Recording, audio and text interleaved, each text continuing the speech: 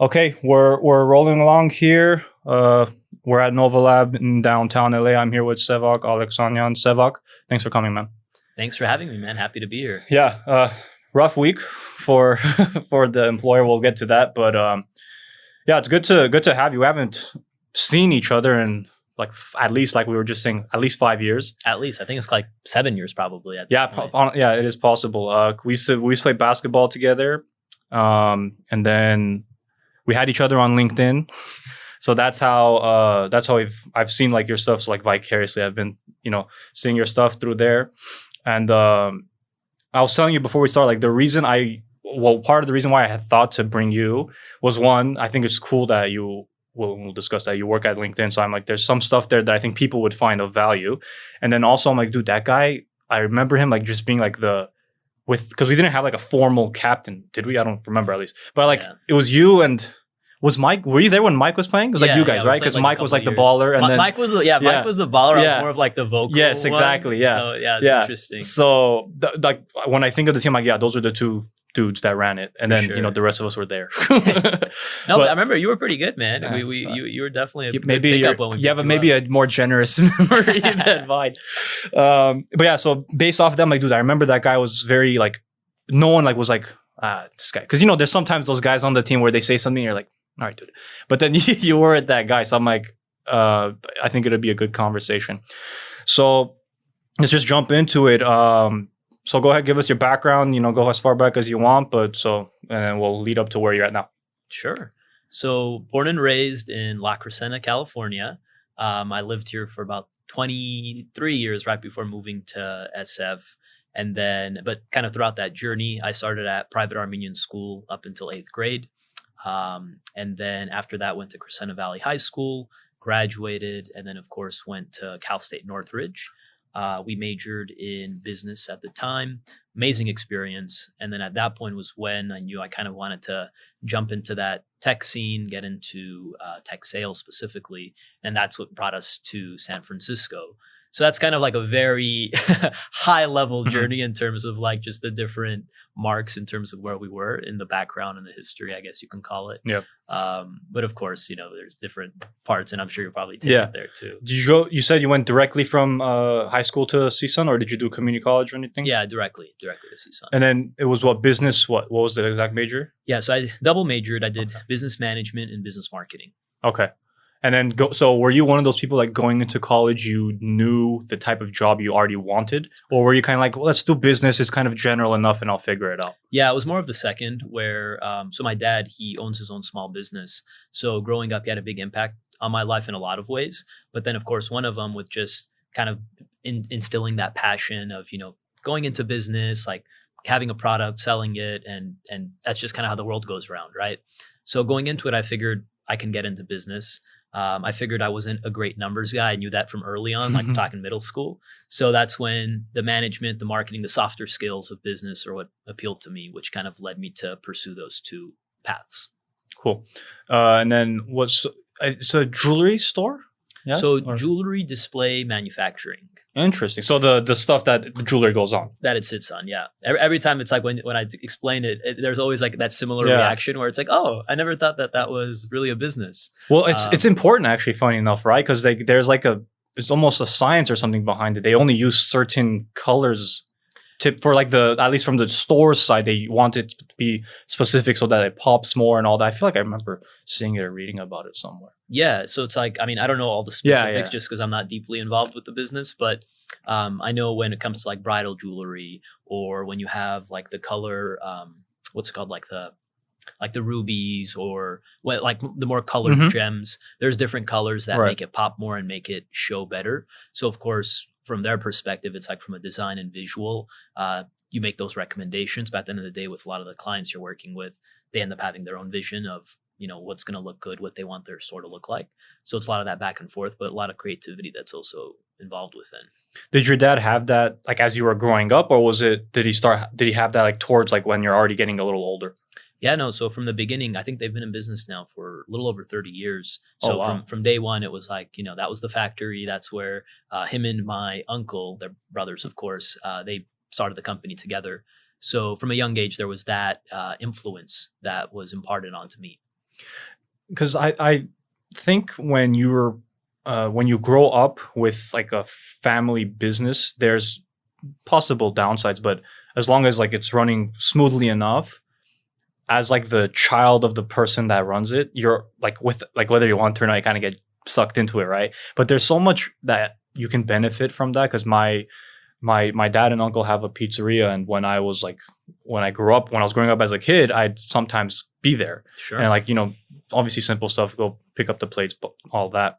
But like you were mentioning earlier, by just doing like small stuff like that, it's already like a discipline that's getting instilled in you. And at the time, obviously, you don't know what it is.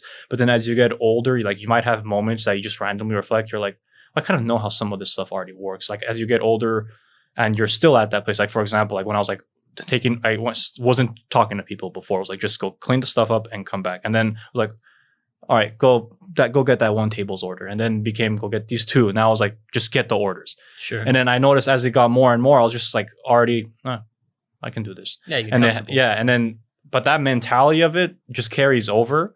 I'm sure you've probably noticed it too in what you're doing now, where you're like maybe when you already started, you already kind of felt you already had like a professional demeanor.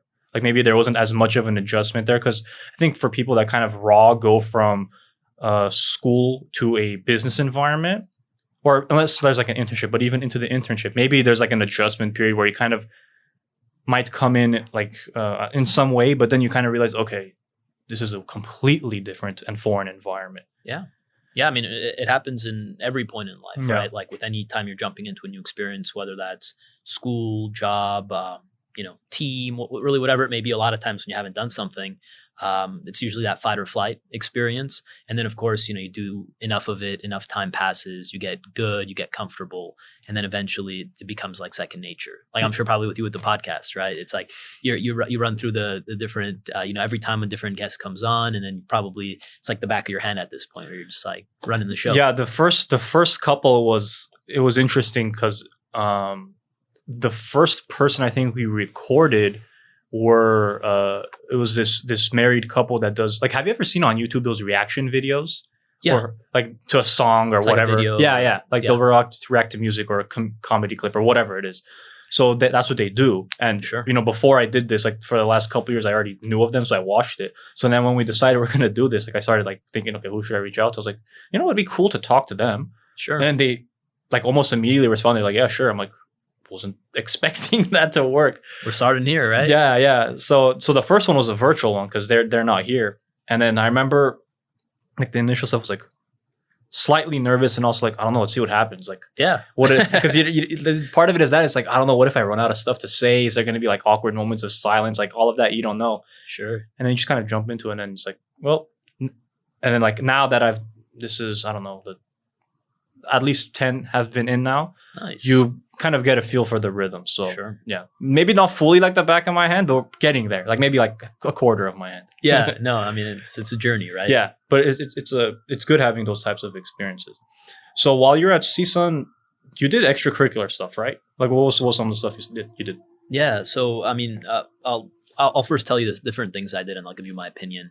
So, very involved in CSUN, even back in the high school days. Just being involved was something that was taught to me, and I found joy in that because I'm a big believer that you learn as much as you do outside of the classroom as you do inside of the classroom. So from a social perspective, I joined a fraternity. I was involved with the Armenian Student Association. And then, but moreover, I think the biggest impact was through student government. I got really involved for my freshman year, and then it was my junior year that I was president of the university.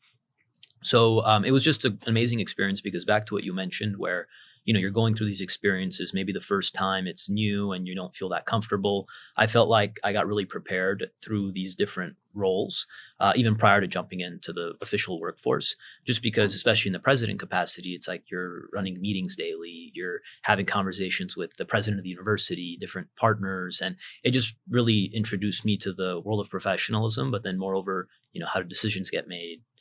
We talk about majoring in management. Like that was probably the best experience I could have gotten jumping into the corporate world. So I'm very thankful for just the opportunity, some of the doors that had been opened up in just knowing that, hey, these are things that you can do in your undergrad. And then, of course, on my end, taking advantage of some of those opportunities, just because I felt like I was able to learn so much just throughout those years. So you said you started doing like that extracurricular stuff during high school. Mm-hmm. What was like some of the stuff you were starting from then? Yeah. So I think I told you earlier, I have an older sister. And growing up, a lot of times, like, I would always look up to her just because she had kind of been through all these different steps and, the right, the wrong. She was able to pass on a lot of advice. So her having been 3 years older than me and kind of figuring out the ropes in some ways, she was the one that kind of instilled that and showed me how through extracurriculars, there's a lot of opportunity, relationships to be made, but then moreover, impact. So in high school, I was able, which high school did you go to, Manuel? Clark. Okay. So I went to CV, and I'm sure you guys had it too, where, if you completed a certain amount of hours and turned it in, you'd get like that medal or something like that come graduation. Yeah. So we had a similar type of system, and I was just like, hey, like, this is a lot of fun. And I just want to, commit time. I'm not working at this point, but I'm learning in different ways. So a few of the things I was involved with, at the time, I'm not sure if you're familiar with the ANC, the Armenian National Committee. It's essentially like the political arm for political activism. So I would get involved with campaigns and do phone banking. And that was a great time for my formative years, just kind of drawing back upon my passion for the Armenian community, but then also taking in that level of civic activism and bringing the two together. So there was a lot of work done on that end. But then also there were some fun activities too. Like, I'm not sure if you're familiar with Key Club. They're essentially like it sounds so familiar. Service organization. I'm pretty sure at Clark they probably had it. That might be why, because that sounds very familiar. So some of the events that we would do through that organization were like, we have our Rose Bowl that happens every year. Unfortunately, they canceled it due to COVID this year. But, helping to put the flowers like onto the actual floats, or like pass out, food, water, whatever it may be, homeless shelters. So that really played a big role in high school. And then obviously at college, it was just on a little bit of a bigger scale. But, I think a lot of things just starts at a young age, and you start to see what you like, what you don't, and then it goes from there. While you were at CSUN, did you notice, like amongst your peers, that obviously like the stuff you described that you've done outside of school, and then the things you're already doing in school, like with like the student body association, all that stuff, that already puts you in a smaller segment of the general, like you've already done more than I have as a student too. And not that I did a bunch of stuff, but I did a little bit of stuff inside and outside. So that puts me into like a slightly smaller one. And then you're in an even smaller one. I'm curious to know, did you notice kind of amongst the people in your class, and then just the people that were in the general, like freshman, sophomore, for example, like as you're going up the ranks, did you notice the same kind of thing? Or did you really notice kind of how I described it was like, there's not a lot of people that are kind of in this mindset, or at least doing this much stuff yet? I mean, I think it's a mixed bag, right? Like, we're talking about somewhere like CSUN, we had 40,000 students at the university. So you're going to have like the wide variety, the wide spectrum of individuals. And I think one of the great things about being involved on campus is that you're going to get people with similar interests, with similar mindsets, that are going to be joining the same types of organizations. So to answer your question directly, maybe in your day-to-day classes, it would be a little bit more spread out. Not everybody would be necessarily within the same wavelength or the same passion, the same interests. But then at the end of the day, the people that would go to those organizations or get involved with those extracurricular activities, they either saw something within similar to how I did, or they just felt drawn to do something more.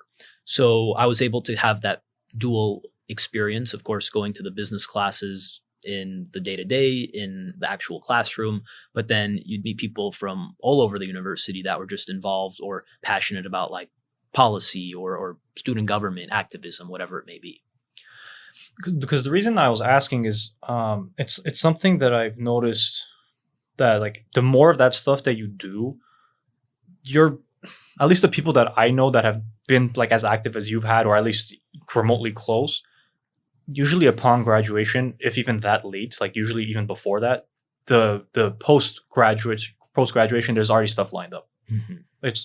I feel like each person that I know that, again, that's done this, that's already set. And I don't think it's simply because they did it. So it's not like, okay, let me make sure I'm in, I'm the secretary of this, I'm volunteering here. It's like, no, it's not just be a part of it, but like that you want to do it, not strictly doing it just to say, okay, it's on the resume. Because because if you do that and you have an interview, like if I'm talking to you and then I have someone else that comes in, I talk to them, you can kind of tell who was actually a part of it and who was simply there. Because I'm kind of wondering what what kind of can maybe be done to have people be more inclined to do those, to join stuff like that. Because I'm guilty of it. Like I see like the rush stuff comes up, right? Just, nope, see ya. Trying to get to class or trying to go home, whatever. So I'm curious because I'm sure there's times, right? You're probably been part of like recruiting where they're trying to get people to join whatever the thing was. What do you think about that? Like, what do you think might be like something that can kind of help entice students to be part of something, not like 15 things, but one thing, maybe 2 things, be a little more active in the school community? Yeah. I mean, I think, it starts from day one, right? Like it's one thing if you're a freshman, you're still trying to figure out, you don't really maybe know what you're doing, what major you're going to do. You're still figuring out where your friends are, what's your friend group. At that point, it's easy to, join things or at the very least be open to it. Like what you had mentioned when you had gone through college, maybe people were telling you, hey, Manuel, like join this, join that. But you're like, nope, going to class, right? Because at that point, you already get wired in. You know what you're doing. You're going to go to class, go to work, hang out with your friends, whatever it may be. But I think a big theme, and this is going to probably apply in like other things we talk about today, where you simply don't know what you don't know. And what I mean by that is if somebody hasn't told you, and especially somebody that you're close to, someone you trust, someone that you could maybe consider in your circle, or at least you could maybe see yourself in. If somebody hasn't been able to tell you what are the benefits, whether that's to join a club, an organization, corporation, career advice, whatever it may be, you simply are not going to be exposed to the potential and the possibility. So I mentioned it earlier with having an older sister. I'm so thankful for her just because she had already kind of gone through these different experiences and she was able to bring that back to me and tell me what are some of the benefits, why it's important, and how I can grow from those experiences. So just boiling it back down, having somebody that you trust who's been there, done that, and can pass that wisdom on to you. But then also starting young. Like if I were to give advice to a freshman, like I have a younger cousin right now who's starting college for the first time, be it digitally through Zoom. So it's a little bit different. You can't do the same experiences, but I tell them, hey, get involved, do the internships, do more than just what's required, do more than just like your 9 to 5 with classes, whatever it may be, just because, the comfort, when you get outside of that comfort zone, that's where you start to live, you start to get a lot more.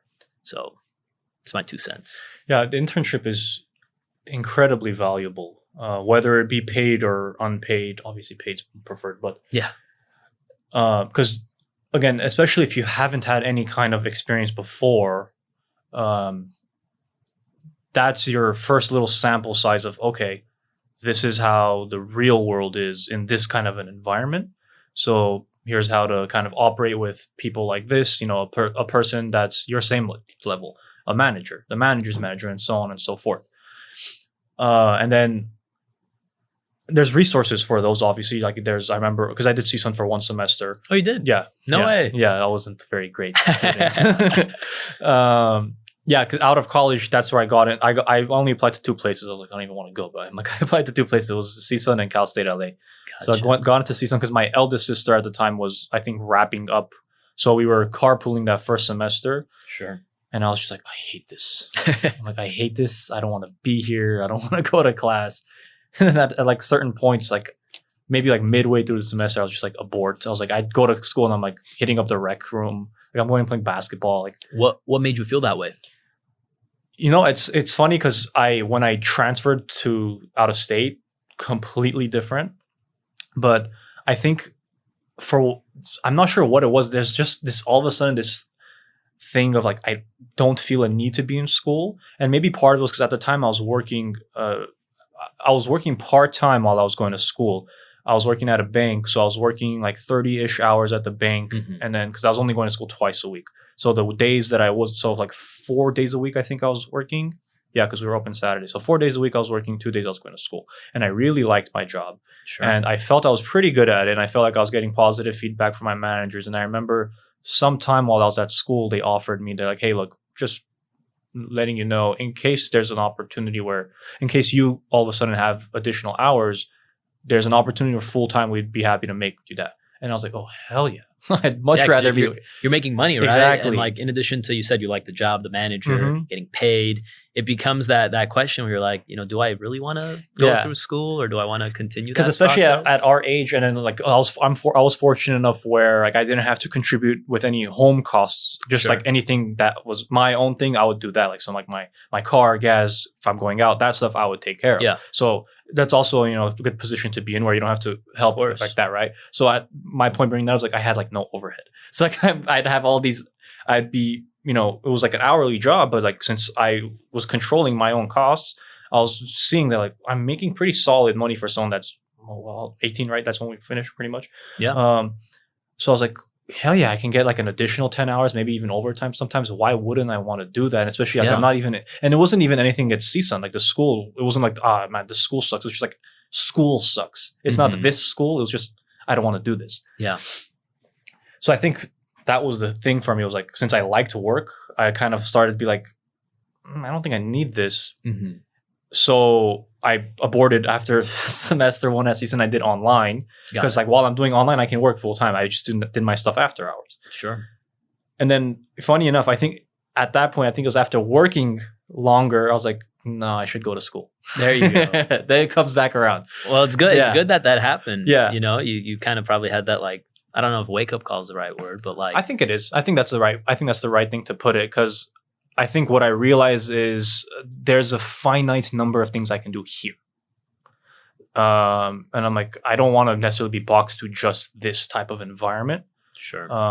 So. And you mean like in the retail yes, banking environment? retail banking, there's things to do. Like even once you, like, let's say you've climbed the ranks to the branch manager, there's like, district stuff like that. Sure. But it's like, I was like, I don't know how much of that I want. Yeah. Like I could see myself going to banker because that was like what I was actually trying to get to. Yeah. But then after that, I was like, I don't know, like how much interest I have in being a manager of a branch, for example. Sure. So then, I ended up transferring out because I pretty much like wrapped up my G's at that point online. So then I just transferred out. But those experiences kind of helped build like an internal discipline. And also, I also have two older siblings. So that helped too. Cause like I see them, even if they didn't explicitly tell me anything, seeing them like very vigorously working on stuff, projects, this, that, like not leaving their room because they're studying. It's like whether you want to or not, that just kind of floats through the vents and just goes Sure. into you. Maybe not always, but like at least I think that's what happened with me. Yeah. And then for whatever reason, there was that disconnect when the job started. And then once it went on long enough, it kind of came back. And then I kind of found it again when I transferred out. So here's something I want to ask that if you've noticed. So you moved out, obviously, because that's in San Francisco. Are you living entirely on your own? Did you have a roommate while you were working there? So for the first month, we lived with we started with our cohort. It was about 16 of us at the time. Okay. And then for month number 1, the company had got given us housing just until we got comfortable. Mm-hmm. So the first month I was living with 3 other guys. But then when I was able to go out and get my own place, I did that. I had my own space. So just you? Just myself. Okay. Yeah. So because what I noticed is so I had a buddy of mine that I went to high school with also went to school with me out of state. So nice. For the 2 years of school, I had a roommate. And then I worked, after I graduated, I had a job still in Ohio. Out there. Yeah. So Nice. it was still in Ohio. So that I was like just me. Got it. So there's a lot that I learned living with a roommate. Of course. Because it's still just you and someone else. Like the family's not there anymore. So inherent, like it's like unless you want to be in a pigsty, you got to kind of pick up some of the other stuff that you didn't do. Earn your keep. Yeah. So then we take out the roommate out of the picture. Now it's like, okay, now it's only me. So now everything is strictly me. And that was because talking about like inside of work, outside of work, in school, outside of school learning experiences. So outside of work learning experience, that was a big one living on your own. So I'm curious, what did you notice? Like once, let's say like the first month, 2 months of living on your own, I'm sure you probably saw in yourself like, holy crap, I have a lot to, like you change a lot. It's like, even if you're not trying to, you just end up because it's like, it's that fight or flight thing kicks. It's like, okay, I need to make sure I can provide for myself and maintain like a livable condition. Yeah, I mean, it's interesting because it's an adjustment period, right? Maybe like living at home, you could probably attest to it as well, Mhm. where, you have mom who's cooking all the time, probably taking care of laundry, and like you just got to go to school or go to work and show up, be a good kid. That's like you go from that kind of environment to all of a sudden you're out by yourself in a new city. In your case, you're in a different state. I at least stayed in California. But with that, you're then picking up and understanding, okay, what are things that is going to be me? How am I going to live my life? And I think the interesting part is that like I found myself picking up a lot of the pieces that my parents had taught me. Like definitely when we talk about just from a discipline standpoint and like upbringing, that I think carries with you, especially like, we're talking about 23 years old when I had moved. So a lot of that was already set up. But at that point, I got to pick and choose in terms of like how I want to spend my time, who I'm going to get to go spend my time with.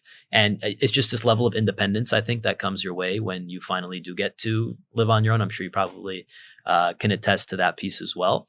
And then from like a cooking standpoint, because that was probably something new, I personally enjoyed the cooking aspect and just like learning how to try new dishes. And that was something that I really did enjoy. But the whole process of actually, doing the prep work, looking up the recipe, cooking, and then I'm a fast eater and I'm eating by myself. It's like a 3-4 minute meal, and you got to do the dishes after. That's the worst. So that was something that I didn't love as much. So that's why like I have this contentious relationship with cooking. But yeah, I mean, I think it's, I learned a lot. I definitely learned a lot in having that experience. That was the thing I hated the absolute most when I was living on my, even with my roommate, when I was on myself, because I was the same. Like I actually was, when I moved out, I was like, oh crap, now I have to cook. I was like, cool, I don't know why. It just was something I was like willing to try. Yeah, never did it at right? home. Yeah. I never did it at home, but I was like, yeah, sure. Like, let's see if I can do it. Sure. Almost always tasted like crap. If it was chicken, especially, I was like, no matter how much crap I put I put on that thing, it still tasted like nothing. Beef was easier. Like you just throw salt, it's already fine, at least for me. But then I was like, so that process, I was like, okay, this is fun. And then again, I'm not necessarily a fast eater, but it was still quick enough. And then I felt like it was like triple the time to clean. Yeah. And then that was honestly maybe like the worst part of the living alone thing for me, was like, because once I saw enough times, like, okay, this takes like, for whatever reason, like 30, 45 minutes to clean everything. I hated that. I was like, so that had me start slipping into like just being inclined to just go out and eat. Yeah, right. You fall into that. I started to eat out so frequently because it wasn't like, oh, I don't want to cook. It's like, I don't want to clean. Yeah. Because especially because I was like trying to figure out, okay, maybe if I do it before work, so that when I come home after work, because I definitely wouldn't want to clean after. I'm like, maybe then all I'd have to do is like just scrub the pan as opposed to cleaning all this stuff. Mm-hmm. No, didn't work out. That means I got to wake up way earlier, and I was already waking up early. So that was probably honestly the hardest part for me. Mm-hmm. Otherwise, adjustment wise, there wasn't for whatever reason I didn't have an adjustment period. Like even when I transferred to school initially, I was just kind of like, okay, I guess we're here. Let's just figure it out. Like because there's like a from LA to San Francisco culturally, I think there's probably a lot of similarities because you have that fast paced lifestyle. Yeah. With here and where my school was like a college town, drastically different, much slower paced. At least for the locals, like they're not frantic to get anywhere because there's nowhere to go. There's nowhere to go. Like it's just your listeners in Ohio right now are like, what? You're selling us out. Yeah. The school itself was, I think, the biggest employer in the city. Wow. And then my guess after that might have been like maybe Walmart. I don't know. Like there was really nothing else. I still enjoyed it though because there's like it was an interesting change of pace coming again from LA where it's hustle and bustle to over there where like past like 6, like there's really no noise outside. Mm-hmm. So that was cool. And then when I lived on my own, it was in an actual more of a town, I would say, not even like a city, because it was like a suburb of Akron, which is like 45 minutes southeast-ish of Cleveland. So there was like more stuff around there. That I enjoyed a lot more because I was like, okay, like there's like stuff to do here and all that. You have some nightlife. A little bit. Like just different people. Yeah. That's the thing. There was more people, like maybe per school, like per area, for whatever the measurement. But like I had like this one long block that run, and like we had like a mall in one area. We had a bunch of more restaurants. Whereas over there, like there's like one street where all the shops were, and then when you left campus, there's like one block where all the bars were. And that's it. That's all crazy. You got. I mean, that's great, especially coming from a big city like LA. Like I went from LA to SF, which you mentioned, two big cities. Even though it's funny enough, SF sometimes felt like a small city. Well, it's actually very small. I mean, physically, right? it is it's a small. very It actually city, is a small city. You are correct. But but you know, if you're telling somebody from where you went to college and you're like, whoa, that's a huge city. So I think just kind of having that background now, I wouldn't necessarily see myself ever moving to a smaller city. The big city is just what I've grown up in and kind of drawn to at this point. There's definitely an allure, especially when it's all you know. Because what I noticed is when I came back, and what I'm going to describe these people saying, I was part of that party before I left. So when I came back, and like if I like ran into someone from high school or family member I hadn't seen in a while, and they'd be like, "Oh, so what are you up to?" I'm like, "Oh, I'm in town. I'm going to school." They're like, "Oh, where do you go?" Thinking probably I'm going to say like, I don't know, like maybe Berkeley, I don't know, somewhere local, like local as in yeah. And then I'm like, "Oh, Ohio." They're like, "What? What's in Ohio?" Right? Exactly. Always like, why are you there? And like I explained why I ended up there, and they're like, "So is it like just farm?" I'm like, well, where I am kind of, but like the entire state's not like that. Like, and that's what I kind of noticed. Everyone that I told, and even when I moved, to the Akron area where it's like more of city, people would still be like, "Is there even anything to do? Is there any life this time?" I'm like, yeah, it's not like it's just everything revolves around here, right? Like, that's a very LA mentality. Yeah, and that's what I noticed. Like, it wasn't like one or two people; it was almost everyone that I told, almost everyone. Hilarious. And then because what I realized too is like when I went there. Because I kind of realized, I'm like, oh, there's actually stuff here. Like, again, my school's a little different, but like we would go to Columbus, for example, because that was like an hour away. Yeah. That's the capital. There's a bunch of stuff there. Because especially since there's Ohio State there, that's one of the biggest public colleges, I should say, in the country, if I'm not mistaken. So it's like, you kind of have to have some stuff to do. Yeah, right. What is it? They have like Ohio State and then the Ohio State. The Ohio State is, the Ohio State is that one. So that's in Columbus. It's the funniest thing. It's gigantic too. Oh. Like when my roommate and I why were we driving by the campus? Oh, I think we were going to a Cavs preseason game. Oh, nice. They were playing where Ohio State plays their basketball game, which is an actual arena. Like it's not like a convocation center, like it's not like the Matadome. It's like like legit, like 17,000 people. I think it's like 15, but still, it's like when you go into it, you're like, oh yeah, I can see a professional team playing here. Nice. But again, it's like, oh, this is in Ohio. It's like in Columbus, Ohio, it's like you would maybe not think it. So regardless, in order to go there, we were driving by the campus. And like while I'm driving, like I'm kind of looking at the buildings, and then like we're going like another couple minutes goes by. I'm looking at, I'm like, wait, these are all still the school buildings. I'm like, I feel like we had gone. Yeah, it's like a city. It's sprawling. It's like a city. The school is legitimately like a city. So my whole point in all that is like that misconception that I had, that I ended up getting frustrated, that everyone else I would say I went to think had. I was kind of like, no, you guys are kind of like missing out by thinking like that. But then it goes back to when we were saying like, if you don't know, you don't know.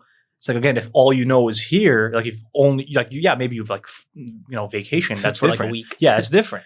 But like if you've grown up here, families here, everything's here, that's kind of why like I would get frustrated, and I have to remind myself like, well, dude, you were the same way. Yeah. Like you were also saying like, what's over there? Like, why are you there? What's really who lives in Montana? Who lives here? Who lives there? Like, what's there to do? And then once I ended up there, I'm like, oh, okay, I can kind of see why. I think part of it also, personality does matter. Like, for example, again, since we're in LA, you have all this stuff. There's people that are like the club people, right? Sure. The club, the nightlife's like there's every weekend we're at the bar, we're here. I wasn't like that. I'm still kind of not. So that kind of fit over there, because it's not like I didn't have bars and stuff, but it was like over here. It's not the go-to thing. Well, even if, actually, especially there, people love like their beer. So like, going to a bar for beer and stuff, those were there. But it's like over here, you have such niche bars too. It's like goth bar, this bar, that bar, like all these sub-genres. It's like no, bar is a bar. Yeah, it's like just like how many of these are there? Where over there you might have like, I don't know, like maybe like a cowboy themed one. Sure. Like, maybe some, but again, not to the level as it is here. Because over here, like you have to, since there's so many, like, okay, how else can I separate myself? What else can I do? Because there's already so many people. There's like enough subsets where you might feel comfortable enough trying to pull people from here and here and here. But it was definitely a good experience because LinkedIn, from what I know, recently opened one up in Detroit, right? Yeah, Detroit. Because when I was working, because when I graduated from school, I worked at Goodyear. Their headquarters are in Akron. So I was working there, and the guy that sat next to me was from Michigan. He went to school at Michigan State. He had been at Goodyear for several years. Yeah.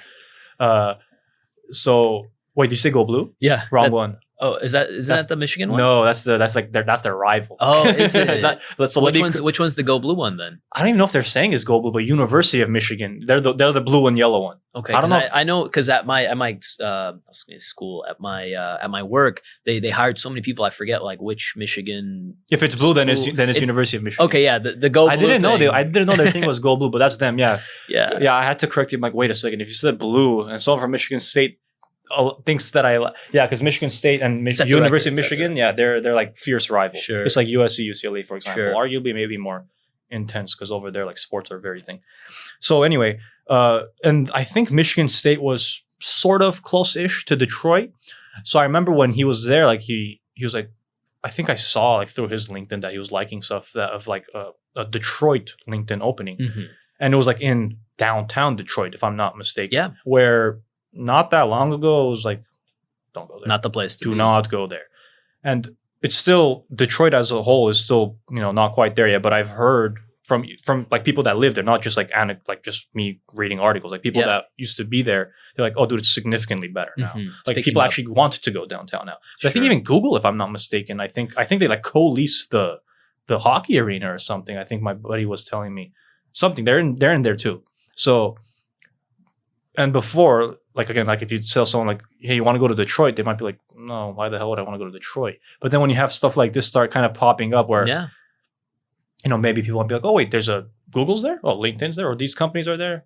Yeah, the city starts to grow itself. Like, for example, Austin, right? I feel like Austin's like a few years ago, like who was even... Yeah, nobody. Like 5 years ago, I don't think I'd ever heard of Austin. And then now it's like the place to be. I visited a couple of years ago, absolutely loved it. Doesn't LinkedIn have something there? We don't, but I feel like if we were to open another spot, like that feels like that feels like a spot they would be. Yeah. Everyone, like all the tech companies are there now. It's honestly like when Whole Foods is based out of there. Yeah, like when I visited, there were like at times I felt like I was either in LA or SF in the middle of Texas, just because it's like you had the food, the bar scene, and of course the companies and such. Were you there just for the hell of it? Like just we went with the family just for. I think it was like barely about a year ago, just for like winter break, weekender kind of thing. So you went like at the peak of like where it's at now. Like it's pretty recent. Pretty quickly, it seemed like pretty quickly it's kind of become what it is now. So like again, so like with the different locations that LinkedIn has here, actually let's backtrack for a second. So can you say how you got into LinkedIn? Like what you were part of a program, you mentioned you were part of a cohort. What was that? Like what was the the pitch when you guys got it, like when you applied? What were you applying to? Yeah, I mean, so getting to LinkedIn was definitely a journey. It was around my junior year when I figured at this point I wanted to get into sales. I'd done a few internships. I felt like this was something I can do, something I like. And then at that point I wanted to get into tech just because I felt like that was the hot spot. That's where a lot of companies were hiring, a lot of money to be made. But then also I wanted to just get that experience and kind of ride that train that was taking off. And then they had an internship program at the time, which was essentially a feeder program to the program I ended up getting into. Okay. So we're going like a couple years back before I started. Sure. And then I essentially applied blindly, like didn't know anybody at the company, hadn't spoken to anybody within the program, whatever it may be. Did you apply like on their website or was it like through that? How CSUN has that portal? I applied through LinkedIn. Oh, so it wasn't even like a CSUN affiliate? No, it wasn't. It wasn't associated. So I just, I was looking at different internships and such. And then what stood out to me, one, of course, you had the brand name of LinkedIn. I was like, oh, wow, LinkedIn on LinkedIn. Like, what is this? Yeah. But then moreover, reading into the company and understanding like what they stood for, our mission, it's to create economic opportunity for every member of the global workforce. So I was like, wow, like this is a big statement, and then taking a step deeper into it, just reading into what the work was going to be consisted of. LinkedIn is a place that really prides itself on its culture and its values, and relationships matter. This is a tagline that you'll probably hear if you talk to any one of us within the organization. So reading into all of that, I was like, this sounds amazing. Like, I want to work here. I want to intern here. This will be a great way to get into the world of tech that I'm trying to go to. So we go through first round, second round interview, third round interview. First round, by the way, sorry to cut you off. First round, I'm assuming was like a phone? Yeah, we did a phone call with HR? Phone call with, I think it was my recruiter at the time.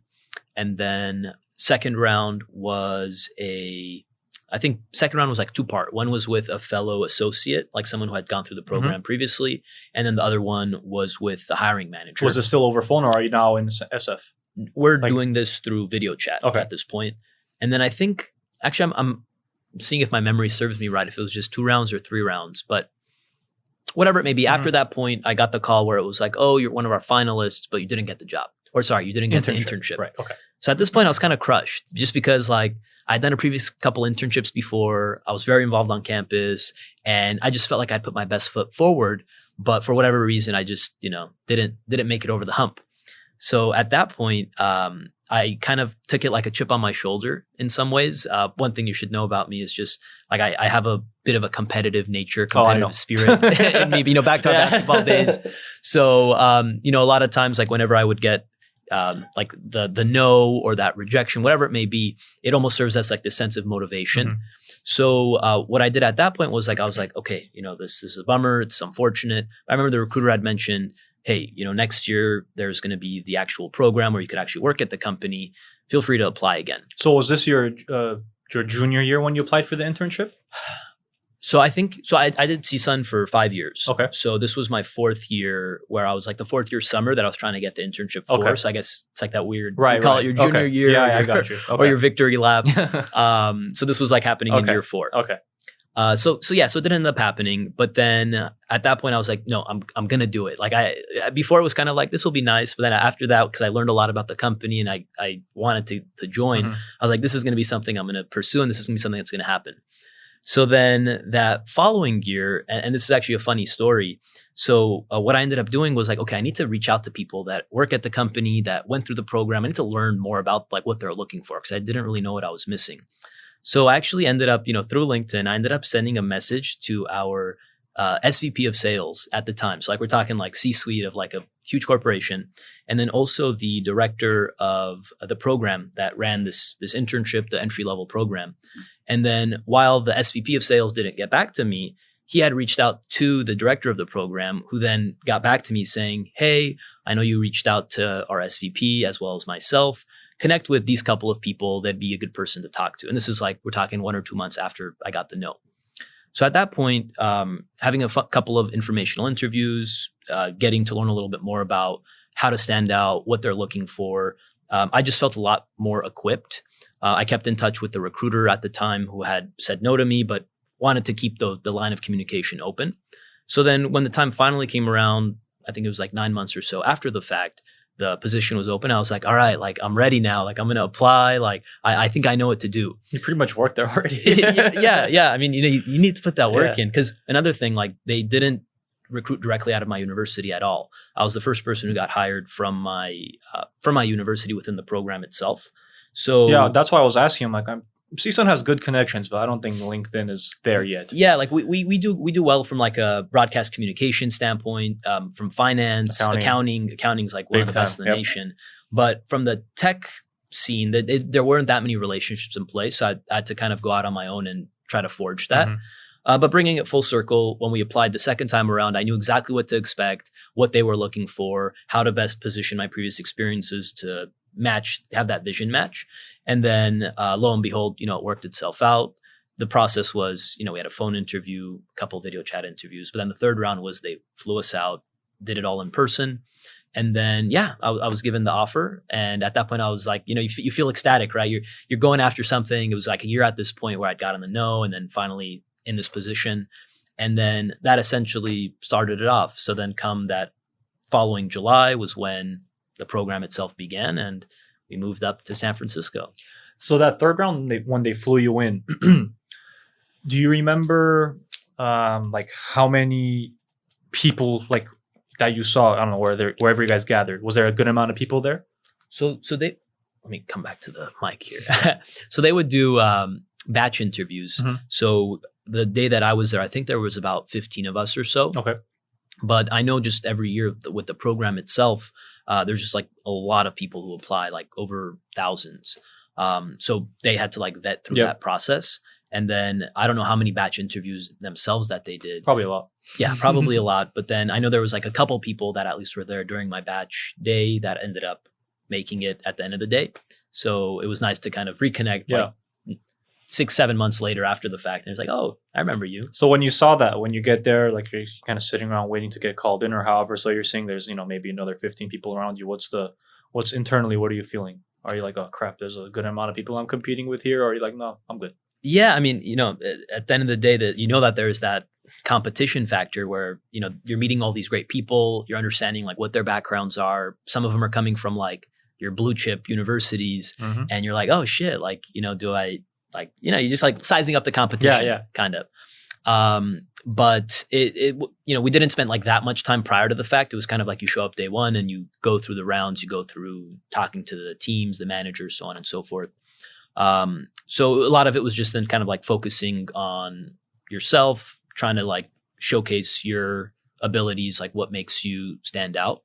And then, lo and behold, it ended up being enough where we were able to get that offer.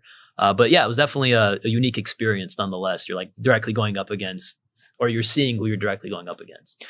Because I think the first experience that I had with something like that type of interview setting, where it's like there's like a big pool like that, and then you kind of get split off or whatever. I was in. Have you heard of the bank PNC? They don't have PNC. Is it like the red and yellow, orange? Red and they're the logo, orange. right? The logo's orange, and I think has like a blue back. It's not the reason you don't know is because they're not really here. They're more Midwest, East Coast. I think I know which one you're talking about, but I'm forgetting if it's with a PNC or PMC that's coming to mind. But I'm sure if I saw the logo, I'd be like, yep. That's so cool. Anyway, their US, I think their main headquarters, it's in Pittsburgh. So since Pittsburgh from my school, I think was like 3 hours away. Okay. So I guess it kind of fell amongst their regional recruiting. So they were doing like on-campus interviews. So I had that first round. So it was just me and them. And then the next one was like a super day is what they called it. Yeah. Is that what they called it for you guys? They didn't call it that, but I know like within the finance, like background, finance, banking, like the super day. Okay. Even probably even consulting, like they'd probably call it that. Cause I've definitely heard that term a few times. So it was a super day. So basically how this worked, and it was kind of exciting because they're like, okay, we'll send you an itinerary. I'm like, what the hell? Like what's going on? Yeah. So it was pretty cool. So like they rented a car for me. Nice. They sent me an itinerary. So they're like, I think like got in on a Thursday. And then, so they're like, okay, so first night, it's just going to be like a meet and greet kind of thing. It's nothing formal. It's not an interview. There's just going to be different PNC employees of different rankings. Yeah. Like they rented out like a thing somewhere in like downtown, like a hotel banquet in downtown. They kind of hosted us. And they kind of like the CEO, I think was there, or someone high up was there, like kind of gave us like a keynote speech kind of a thing. I'm like, dude, this is awesome. This is so cool. Like, I'm corporate trying America, right? I'm trying to like, because at that point, again, that was, I think, my first setting like that. So I was kind of like, I don't know, like, how to just like show up and talk to someone. Like, it was very nerve wracking because I'm generally not like that anyway, where I just go to someone like, hey, how you doing? Like, no. So I'm like, okay, this is cool. Very, very interesting experience. So that was night one. Night one happens, whatever, done. Wake up the next day, it's a super day. And they have like an itinerary. You're like, okay, you're talking to 1, 2, 3. It's like 3 or 4 sets of 2 people. And then I was like, cool. Because I was already kind of comfortable with interviews and stuff. But then like I started kind of, and they had like a big breakfast earlier, like with like this big area with all these different things. So I'm sitting there with all these different people and we're talking. And then like they start telling me, yeah, I'm from like University of North Carolina. I'm from Duke. I'm from here. I'm from there. I'm from Carnegie Mellon. Because Carnegie Mellon is it's like right by Pittsburgh. And that's like a big thing. UPitt was there too. And I'm like, dude, I'm from like Ohio University.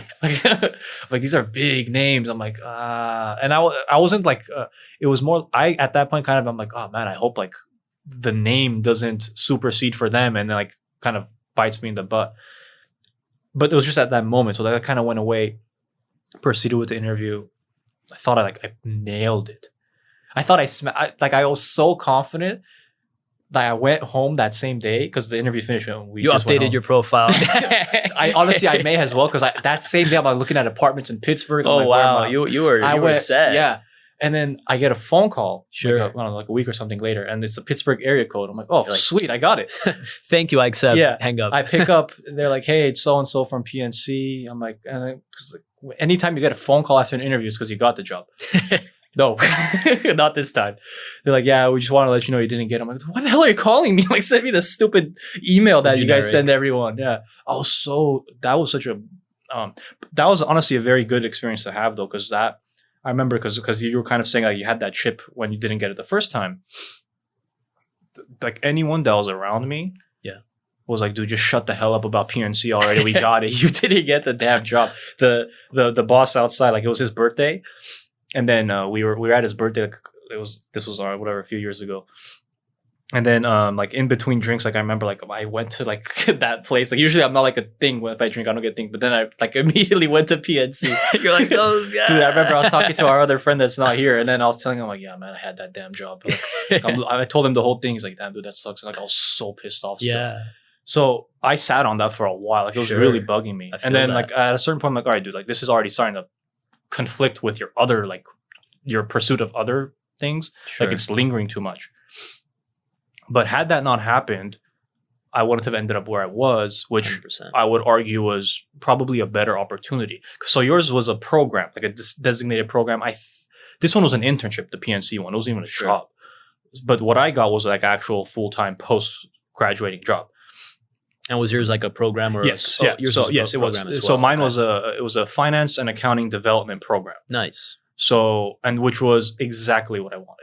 Because I wanted to have the opportunity to have, you know, a few rotations in different sides of finance and accounting. Because I majored in finance. I figured I want to do finance. I almost had zero interest in accounting. But I was like, who knows? Maybe the classes I don't like, but maybe if I do the actual job, I'll like it.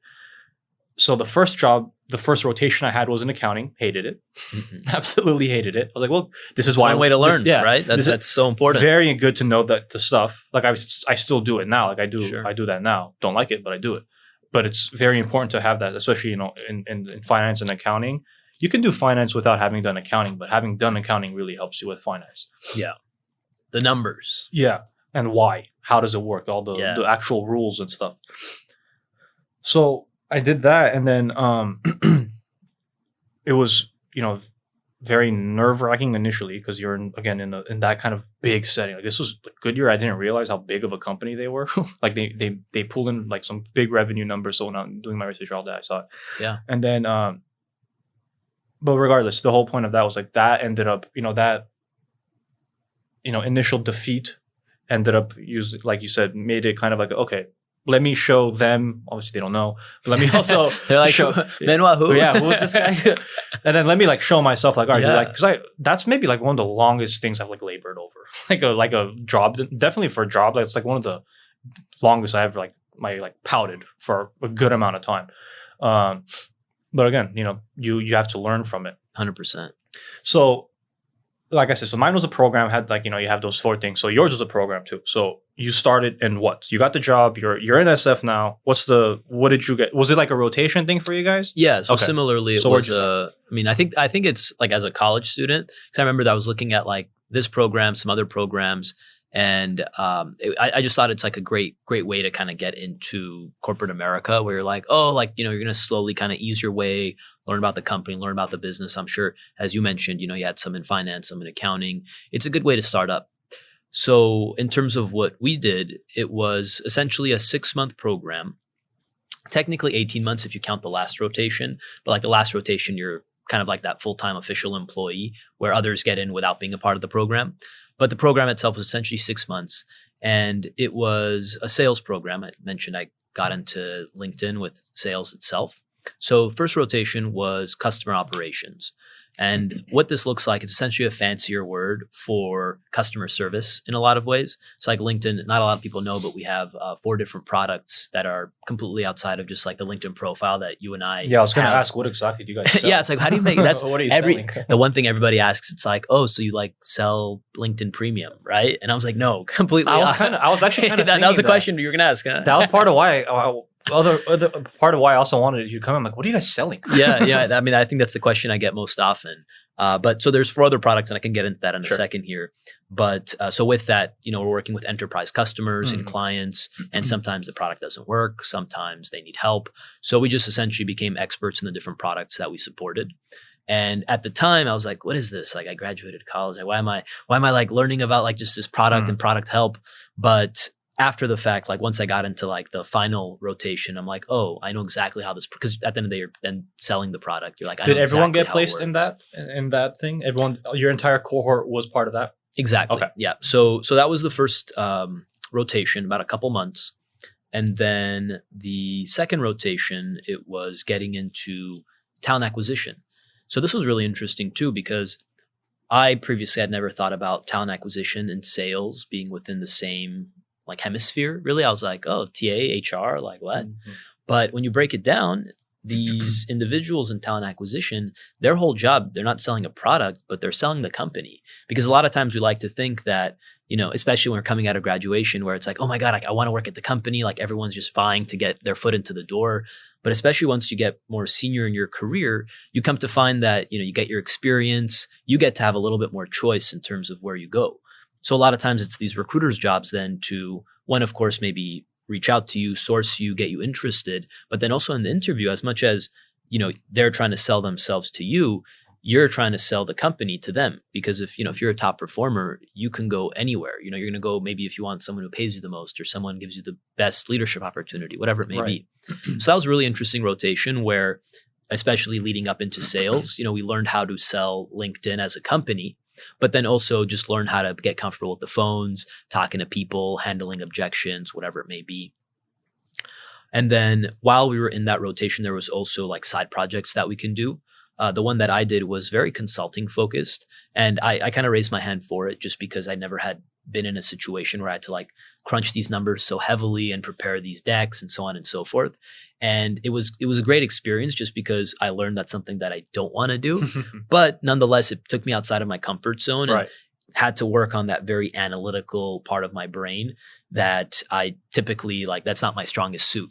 So that happened while we were doing the TA. How long was that a specific assignment? So we were doing that assignment while we were, and actually I should rephrase, we were doing that assignment, the consulting piece I was talking about, during the customer operations piece. Okay. So customer operations was about a couple of months. So we'd essentially do like half day work on the project, half day do your customer operations, tickets, and so on and so forth. So that was the first component. Okay. Second component was the TA, as we talked about. And then there was a couple of weeks that was just focused on sales training. So this was, learning how to handle objections, the different types of customer profiles, taking deep dives into the products that we had, and just learning how to become like a sales professional. I would say that probably rotation was that, and probably the talent acquisition one was my favorite, just because I felt like it was the most applicable and what I could take with me when I got into the final role. So that was essentially 6 months. We called it our business leadership program, the BLP program. Yeah, that's what I remember the name being. Yep. And then at that point, we were all transitioned into our sales development teams. And with sales development, it's essentially garnering the interest amongst potential prospects. You qualify them, you see what they're interested in, and then you get them to the right person. So essentially our job was to like vet, qualify, clarify what they want, and then send them over to the right team or the right individual to handle the sale or handle the request. So that's essentially what that last portion looked like. And then once you do that for a year, that's kind of what the threshold was. Within about a year, you spent your time within sales development. You would have the option to kind of do what you wanted at that point, whether that's the more traditional sales route or getting into, data and analytics or marketing, whatever it may be. From early on, I knew that sales was something I was interested in, and even going through the rotation and the sales development role itself, I was like, all right, I'm ready for that next step. I don't want to just start the business. I want to close the business. So that's when I got into the role I'm in right now as a relationship manager for LinkedIn Learning, which is one of the 4 products that we do support. Do you know about LinkedIn Learning? Or those are those videos, right? Yeah. So it's essentially an e-learning platform, a number, like thousands of different courses on a variety of topics, whether it's like business or technology or even creative. And it's essentially like continuing education, but not necessarily when you're in school. However, more it's more like supplemental. It's kind of like supplemental, but meant for you to learn when you're in the workforce. So a lot of the customers that we support are like the Amazons, the Googles, but then also all the way down to small, medium businesses where I spend most of my time. So those like the Amazons and the Googles, they pretty much get the programs from you guys for their employees? Exactly. So a lot of the products that we have, it's the SaaS model, software as a service. So, getting a license for their respective employees so that they would then gain access, and then, paying on that monthly basis for the service itself. Didn't LinkedIn used to have like Linda or something? Yeah. Is that what this is now? So Linda was the original company itself. And then in 2015, that's when LinkedIn went ahead and acquired Linda. Okay. For about like $1.5 billion. It was like pretty big acquisition at the time. And then that's what became LinkedIn Learning, where we're at today. Okay. So that's one of the products. So that's one of them. And then we have LinkedIn Marketing Solutions, which is essentially like all the ads that you end up seeing on the platform. Okay. A lot of those are then tied back to a company or, maybe talking about the company, either just selling their product to you or selling their product to other business professionals, or even selling like, hey, come work for us here. So all the ads you see, there's that business line. The third one is LinkedIn Sales Solutions. So Sales Navigator, I'm not sure if you've heard of the product, essentially helping sales professionals be better at their jobs. It's essentially taking the depository of LinkedIn, now it's like over 700 million members, and how you can leverage that within a sales capacity. So essentially allowing you to research into the company, research into the decision makers, and understand like a mapping of the organization. It's helpful for prospecting and just understanding who's who and who's what. Got it. And then lastly, and this is what typically used to be the bread and butter of LinkedIn, it's our LinkedIn Talent Solutions, where helping organizations hire and attract talent. So, we talked about how I applied to LinkedIn through LinkedIn. A lot of companies also like that easy apply thing. Easy apply, like posting jobs, Right. Talking about the company page, culture, whatever it may be, the talent acquisition front. Got it. So that essentially and then of course we have LinkedIn Premium, where that's kind of its self-service model. Yeah, where that that's also the product brings in, people assume is just what the product exactly. So it's kind of like a freemium model where the strength of LinkedIn is all of the individuals and the profiles and what we all use for free. But then on top of that, the organization's been able to monetize the essentially packaging of the platform into its different angles, as we kind of talked about, and then creating this like ecosystem essentially. So now that you're on the inside of LinkedIn,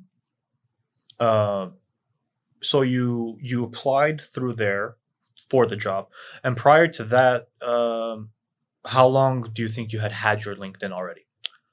I want to say, let's see, I'm trying to think how old I was in 2013 or 2014, probably right when I started college. So I want to say around 18 probably is right around the time when I created that profile. Okay. So did you because you said a lot of stuff like you took from your sister. Did your sister, for example, have one? Like, where'd you even become aware of, I should do this? I think actually that might have been one thing where I started before she did, just because, with LinkedIn, it's more traditionally seen as like that business platform. Like my sister ended up doing public policy and like government. Got it. So while there is an avenue there, maybe that's not like our strongest spot as an organization, as a professional network. So I think I was kind of starting on that end before she did.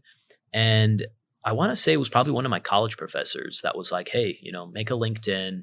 It's your professional image or professional resume. That's kind of how it was like advertised at the time.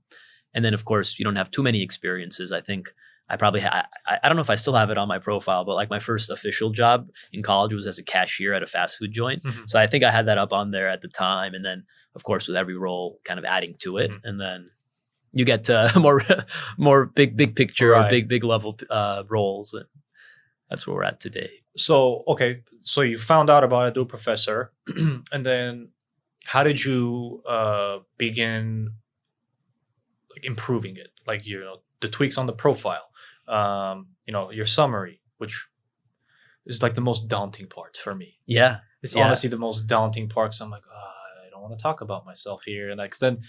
It's because it's funny because like interview, I'm very comfortable. Ask me whatever you want, and I'll tell you. And then for whatever reason, when I see that sum, I'm like, oh, damn it. What do I put here? Yeah, because you see different stuff. Like you see like the I don't know if influencers, what you guys call it, but like for example, like Mark Cuban or those guys, right? It's like you go to it, it's like I'm like, he's talking about himself in third person. Like, am I supposed to approach it like this? Like, so you see different stuff. Like I see people that say I am or my name is or Mark does. So it's like, there's so many different ways.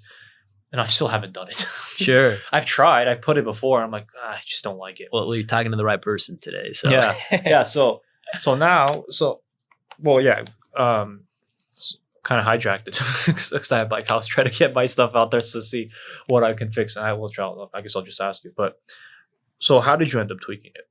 Yeah. So it's really interesting because I'm trying to remember at the time. I think there was maybe that professor that had us do the LinkedIn profile, gave us some tips and tricks in terms of how to go about it. But then from a LinkedIn perspective, so we have this thing called Rock Your Profile, where we get certified internally within the organization to essentially teach others how to best optimize, best utilize LinkedIn. Oh, cool. So with that, a lot of the questions that you bring up of, do I do it in third person, first person? Like it's a lot of these things that we do go over, like step one, get a high quality image, not something like you and your friends or you drinking, whatever it may be, just a nice professional The image, wedding good shot. background. Yeah, right. Good image, good background. And then we typically recommend doing first person with all of the things that you talk about, whether that's the summary, whether that's the actual, what you did in the role. And then, there's just a bunch of different like tweaks that you can add to it. This Rock Your Profile, sorry to cut you off. This Yeah. is this like something someone can pay for? Where I've never even heard of this, which I felt like I know the ins and outs of LinkedIn. Yeah, no. So it's just something that we offer. So like one of the ways that we do this. So LinkedIn typically does a lot of volunteer work. So a lot of times there might be nonprofits or just organizations that we've partnered with that come into the office or that we go out to their respective offices. And that's like a time where we would do that session itself. There's been times going back to universities. Like right now, I'm going to be setting something up with UCSC, UC Santa Cruz, where one of my friends involved with the alumni network, they're setting up a session for their respective peers. So it's kind of just been one of those things where if you know somebody on the inside and then serving as a resource. We talked about APS earlier. A couple of years ago, I did an APS event centered around Rock Your Profile. So that's kind of how it's been done in the past. So it's like hopefully you know someone and you'll find out about it. Yeah, I guess it's kind of, it sounds more exclusive than it should be, but it's just kind of like, you work there, you know a thing or two, and then you could help pass that out or pass that on to others. So once you got into LinkedIn, it's going to sound like a dumb question because like, well, yeah, obviously I learned more about it, but it's like, the amount that you learned, not just about the product, but again, the utility of it. Sure. Was it like, so how much more did you learn? How much more did you feel that you were able to bolster how to, have your profile appear? Yeah. So I want to say I was maybe like at the 80 percentile or like the 85th percentile in terms of where my profile was going in. And then after the fact, it's like you just learn like the little tips and tricks. Like I remember prior to joining, I didn't have a little tagline. So typically most people just put like, Menwa at Harman and then the position. And then the position itself. Which is exactly what I have. Yeah, I mean, I used to have that for the longest time. And then yours is like lifelong learner now? Is that lifelong learner at LinkedIn. Yeah, so that's what we've changed it to. And it just adds a little bit of personality, a little bit of flair. It does. So that was one part. I don't think I had a really fleshed out summary at the time, which you'd think is pretty kind of standard, but I added that to it. And then similarly with the skills component. So like you have the opportunity to have your peers endorse you for certain skills, but then also for you to just showcase like, hey, I've worked in XYZ role. These are skills that I can bring to the table. And it's interesting. The reason why this is important is because when we did the talent acquisition rotation, we used LinkedIn Recruiter to reach out to our candidates. And essentially I learned like what recruiters look for, which makes it a really interesting conversation when we're having these Rock Your Profile sessions, because one of the other ways in which recruiters find talent, of course, previous job, previous experience, how many years you've been in a certain role, but then also looking at specific skill sets. If I'm hiring for a data analyst role, I'm going to have like SQL and Tableau as like must-haves in my person. So if I'm trying to get hired into these positions, and of course I do have these set skills, I want to make sure I add those in. So little like tips and tricks like that I was able to just add on. And then you just kind of always want to keep it fresh, when you get that new role or new position, keeping it updated. But then also it's an opportunity to be a thought leader in a lot of ways on the platform. And I think this is one place where I'm starting to like get a little bit more into, sharing original content, just things on my mind, things you see at work. And that's something that I'm still in the process of working on. But it's a unique platform. And I mean, I know obviously I work there, but I've come to enjoy it. It's by far before we started this, my lone social media was, if that's even, would you call LinkedIn social media? It's the professional social media. Okay. So like, is that kind of what you guys look at it like? It's like, it's your professional social network. Okay. Yeah. So before we started this. And let me just interrupt really quickly. When I got the job, I was explaining to my family, what I do and what it is. And then my grandparents, they just your grandparents, they didn't quite Yeah. understand it at first. Now they do. But I explained it to them saying like, oh, like grandma, like you have Facebook, right? She's like, yeah. I'm like, it's like Facebook for professionals. And it's like, oh, okay. Like I can do that. It's like, oh, he works at Facebook. It's like, no. Sorry to cut you off. No, I mean, that does help though. Like if you're telling someone like completely out of the dark, how do I explain what this is? Like quick, like 5 words. It's like professional Facebook, something like that, right? Because it kind of is. Yeah. So anyway, so before we started doing the podcast, that was my only platform like that. Sure. Because I don't like any of the other ones. But, since we started this, I made an Instagram for it to, reach out to people and, push our stuff out, all that. And it's funny because like I would meet people and they'd be like, hey man, what's your Instagram? What's your Snapchat? I'm like, I don't have one. Do you have LinkedIn? Yeah, all right. To the point where like my friends would always make fun of it. They're like, dude, really? I'm like, I don't have anything else. And it seems like they're not interested in the phone number they asked for this. Yeah, I'm like, I'll just social representation. Yeah, I'm like, I mean, I'm happy to have you on there. I'm like, I don't know, what do you do for work? Like I'm professional networking only. Yeah. No social for men. Why? Yeah. But because I was kind of asking like how did you learn about it before you got there? Because it was like trial and error for me as well, which I'm sure that's pretty much what it was for you. Because you kind of, again, it wasn't something you took from an individual. It was a professor. It was an individual, but I mean like that capacity. Like it wasn't like a friend or a family member that guided you to it, right? And mine was similar. Because while you were telling me how you got it, I was trying to remember, like, dude, where the hell did I pick it up from? It was probably a professor too. I can't remember. Actually, I think it was because I think I got it when I was actually 20. I think maybe it was when I went to school in Ohio, or at least maybe I started fleshing it out then. But then what I noticed was like, so my first year, I think, like it was coming time because for us, we had to get an internship for our graduation. I think CSUN, was it optional for you? For the business school, we had to do it. You had to. Do you remember how many hours you had to do?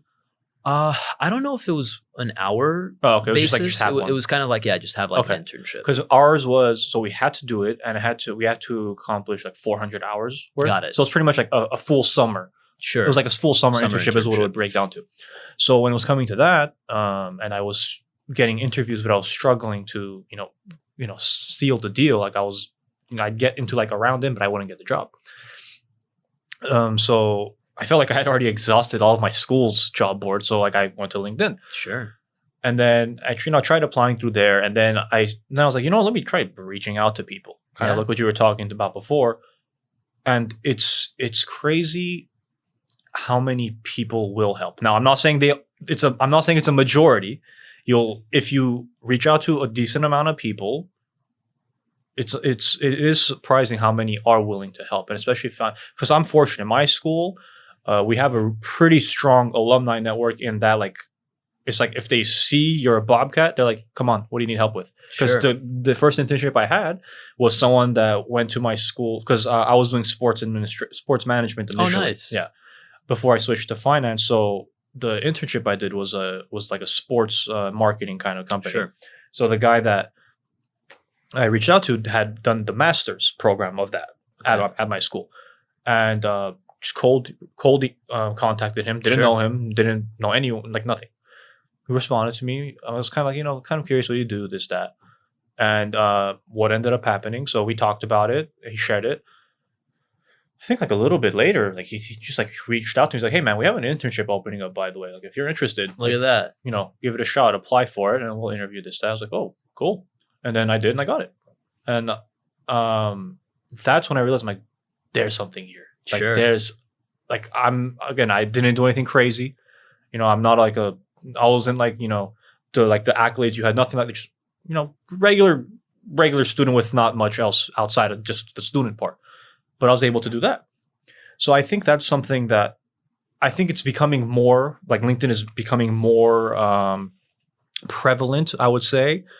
I don't know why it wasn't before. Maybe it's because now I'm, removed from school a few years. Maybe in the last few years, maybe like schools are kind of becoming more like recommending it more. I don't know what it is, but I think so. Yeah, I think because I see more companies on it now, for example, because I remember before, like the profile, like there'd be like, respectable sized companies.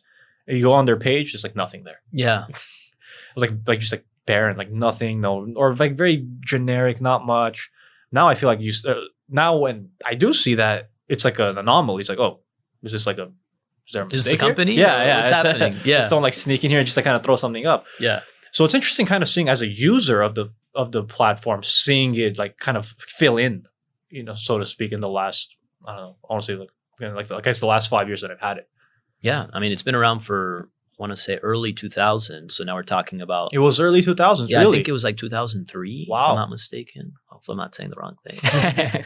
But yeah, no, it's definitely been around for a little bit now. That's I gotta say, that's pretty good foresight, I guess. Like the idea. Yeah, because I think that's right around the time, I think, when Facebook or MySpace, like that whole like social network scene was. Because you already had your job boards. Yeah.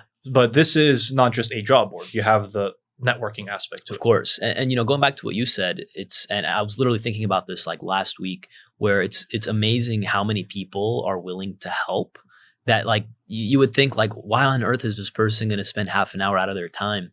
But they do. And a lot of it becomes that numbers game, right? Enough people you reach out to.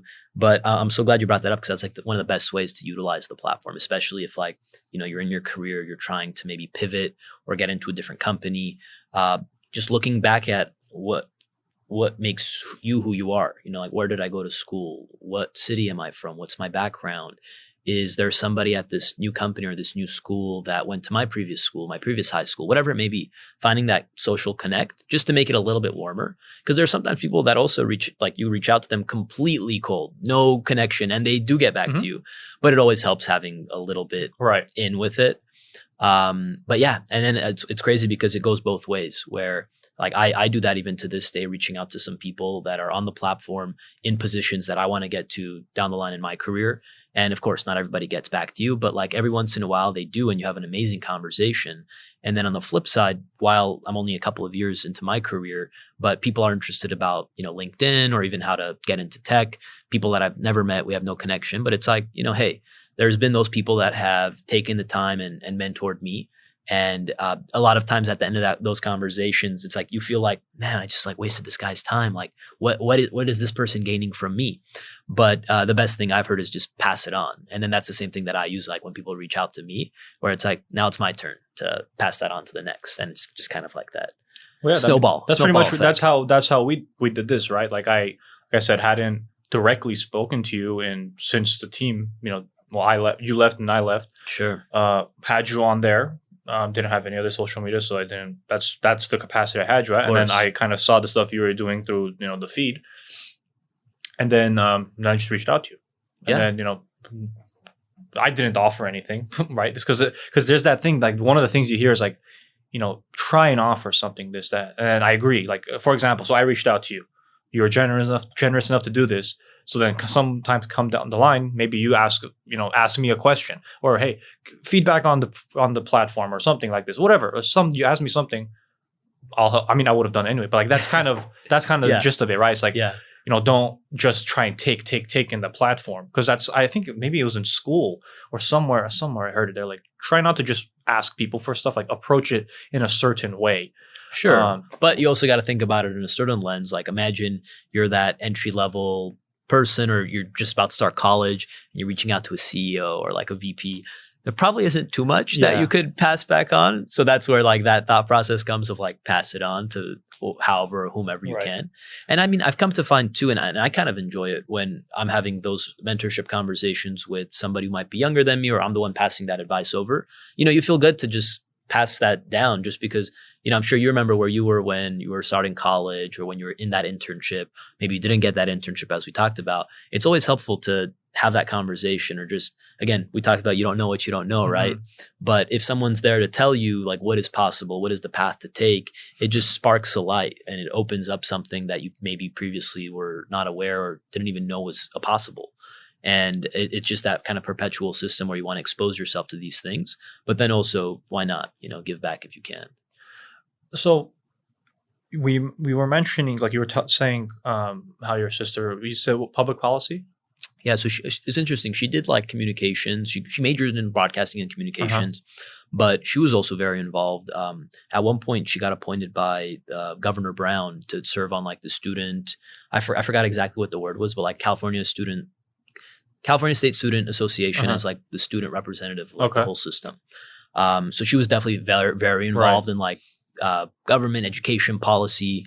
And then now she's doing consulting on the public policy side for the most part. Because you were mentioning the platform isn't as like it's not as, I guess the people aren't as plentiful in that space, which I find kind of interesting. Like especially for something like that, where I feel like that's something where you really want to have a network. You would think that would be a little more prevalent. And it's interesting like that I mentioned that that's really been from the feedback I've gotten from her, just because she's been in that space. Well, yeah, and that's, you know, the best source for it to come from, right? And it's weird that, because when you told me that, I'm like, I would think that's one of the ones that would be really popular. So it's interesting because there's governments use the platform a lot, and a lot of the government officials are on the platform as well. I've seen some, yeah. But specifically from a like job opportunity standpoint, and like these organizations or governments posting on the platform, at least from my sister's feedback, it's been that she hasn't felt, and with people in her network as well, I see. that hasn't been that sweet spot. So it's more so for the actual job postings. Yeah, yeah, that's at least. I think that's just because like those guys just stick to their job boards. Yeah, probably. Because there's like a, what's it called, AmericanJobs.gov. There's like this one domain that's like has compiled the a pretty good jobs, amount, right? And then like you go to like county has like their own site. I don't think they outsource it. So I don't think it's like a LinkedIn struck out kind of thing. I think it's like, no, they're just strictly on these, like their own thing. So, okay. So then that makes, so in terms of like actual people on. Yeah. Cause I know like when, you know, COVID was happening, obviously it's still happening. New York was the big spot where Como was on there, right? Como was every day just posting something. So yeah. Okay. There's that makes more sense. That makes more sense. Cause I was like, dude, that makes no sense. It's a good network. It's a good networking platform. And if you're in that sphere, you definitely want to use a network. Yeah. So that's clarified. Okay. Is there a, I guess then to counter it, is there a sector that you've noticed isn't really prevalent? That's not like, I don't know, some industry that doesn't seem like again, from your vantage point or your feedback, that's not as seen, whether it be not just on the job side, but just like the actual people. Yeah. I mean, when you and I think of LinkedIn, we probably think of the office worker, right? That more of that white collar. And that's actually been something that as an organization, we've been trying to change that image, both in terms of making those people feel like, hey, even if you're not white collar, maybe if you're a blue collar worker, one, you should create a profile. You can create a profile, but even taking it that step further and talking about like having those types of jobs on the platform as well. While I don't think, you know, if we're talking like big picture, I don't think we will necessarily ever pivot completely to be in that space where it's both white collar, blue collar completely. But I do know, like, both from a marketing standpoint, but then also from like a branding, we've been trying to make that more conscious effort where it's on a more wider spectrum. So I know that doesn't directly answer your question in terms of like which industry or who's specifically not there, but like if you could just think of some of those more blue collar workers, which maybe like transportation, logistics, manufacturing, like you don't see those types of individuals on the platform as much. Yeah. I've noticed it. It's interesting. I guess I don't know. I'm kind of wondering why they wouldn't be, but no, I guess not everyone necessarily. Well, it makes sense, right? If you're not using your computer every day at work, good point. You probably just don't necessarily see the value or the necessity. Yeah. Like I work with some companies that they, you know, after talking, like if you look on their LinkedIn profile, it shows that there's only like 150 people that work there. Right. But then talking to like the decision makers, like the C-suite, you come to find that they have like 1,000 employees. And asking a little bit deeper questions, you come to find that a lot of those are those blue collars. They work in the factories or in the manufacturing side of the house. So got it. While you've been there at LinkedIn, do you ever did you ever kind of reach out to people? Because you mentioned you reached out to people when you were applying for the full-time position to kind of, pick their brains. Do you still do that while you're in the company? Like, you're a relationship manager now. Do you ever talk to like the next progression, whatever the next job is? You talk to people in that sphere, like to kind of, I guess network internally as well. Internal networking, right? Yeah, 100%. I mean, I think the one thing that I came to find, especially like after 2 years now at the organization, how important it is to have those relationships. Like I touched on it earlier, where one of our mantras is relationships matter. And it goes both ways. One, in terms of course, working with people that not only are your colleagues, but you can see them as your friends, and both inside of the office, outside of the office, you have that camaraderie. But then also taking it that step further, and you need to do your due diligence in understanding the different roles, understanding the different teams. And especially if, you want to progress to that next level, you want to be able to have those relationships in place, especially if you're coming internally. I mean, even if, you're working at X company, you're trying to go to Y, it's always going to help having that individual that on the inside, or even doing your cold research, creating those relationships, just because at the end of the day, it's always helpful where I know this person, I know their work ethic, I know what they stand for. If you're a hiring manager, you're going to feel that much more comfortable bringing that person into your team rather than just that quick 30-minute interview, whatever it may be. So I do try to have those conversations where, like, I have a mentor who's like a couple positions higher than I am at this point, where I'm able to bounce ideas. Actually, I have a few mentors where I get to bounce ideas off of them and pick their brain in terms of, how they got to where they are today. I'm facing XYZ challenge. How do I go about this? But then also I'm personally interested in getting into management down the line in my career. So picking the brain, not only of like my own manager, but then others that are managers within the organization, leadership principles, philosophy. There's just so much to learn. And it's, again, so helpful to pick people's brains and understand like how they got to where they are, what made them think that this is the route that they want to take. What's like one of the most difficult aspects of your current role? It's a good question. So it's interesting because it's a sales role, as we discussed, but it is very multifaceted. Just because when you talk typically about a salesperson or a sales role, you have your account executives, which their sole role is to acquire net new business, and then in most organizations that then gets passed to an account manager where they manage the relationship moving forward. So at least on that end, you're very like singular focus, and it's just close new business, pass it over. And then as a relationship manager, it's interesting because you juggle a multitude of balls. And what I mean by that is it's not just, getting the new business, closing it, whatever it may be. There are certain days where you're doing customer success, teaching your clients how to use the platform, how to optimize the usage. There's days where you're trying to grow existing business. There's days where the product malfunctions and you need to do that level of support. So it's both like, it's almost like a good and a bad in some ways, where it's just, no one day is the same, but then also you do end up becoming a jack of all trades in some ways, just because you do get these multitude of experiences. So while it might be frustrating at times where you have to put out like a multitude of fires in any given day, it also does serve as like from a multitasking standpoint, but then also just being exposed to a variety of different aspects of the business, but then also in terms of how to manage. It's helpful as well. So it's kind of like it gives you two sides of the spectrum, where it's almost like a double-edged sword, I would say. Right. So I had a realtor on a few weeks ago who, prior to that, she worked at Apple in retail. Sure. And she was mentioning how what drew her to the company was like she just really loved the product. So that kind of already had her interest. So, but once she was there, she was like, well, she was actually saying like, yeah, right. Like her initial days, she saw all the people working there, and she's like, these people there's a reason they call them geniuses. She's like, these people are like out of here. Like, they're the way they think, the way they speak, whatever. And it seems like it's again,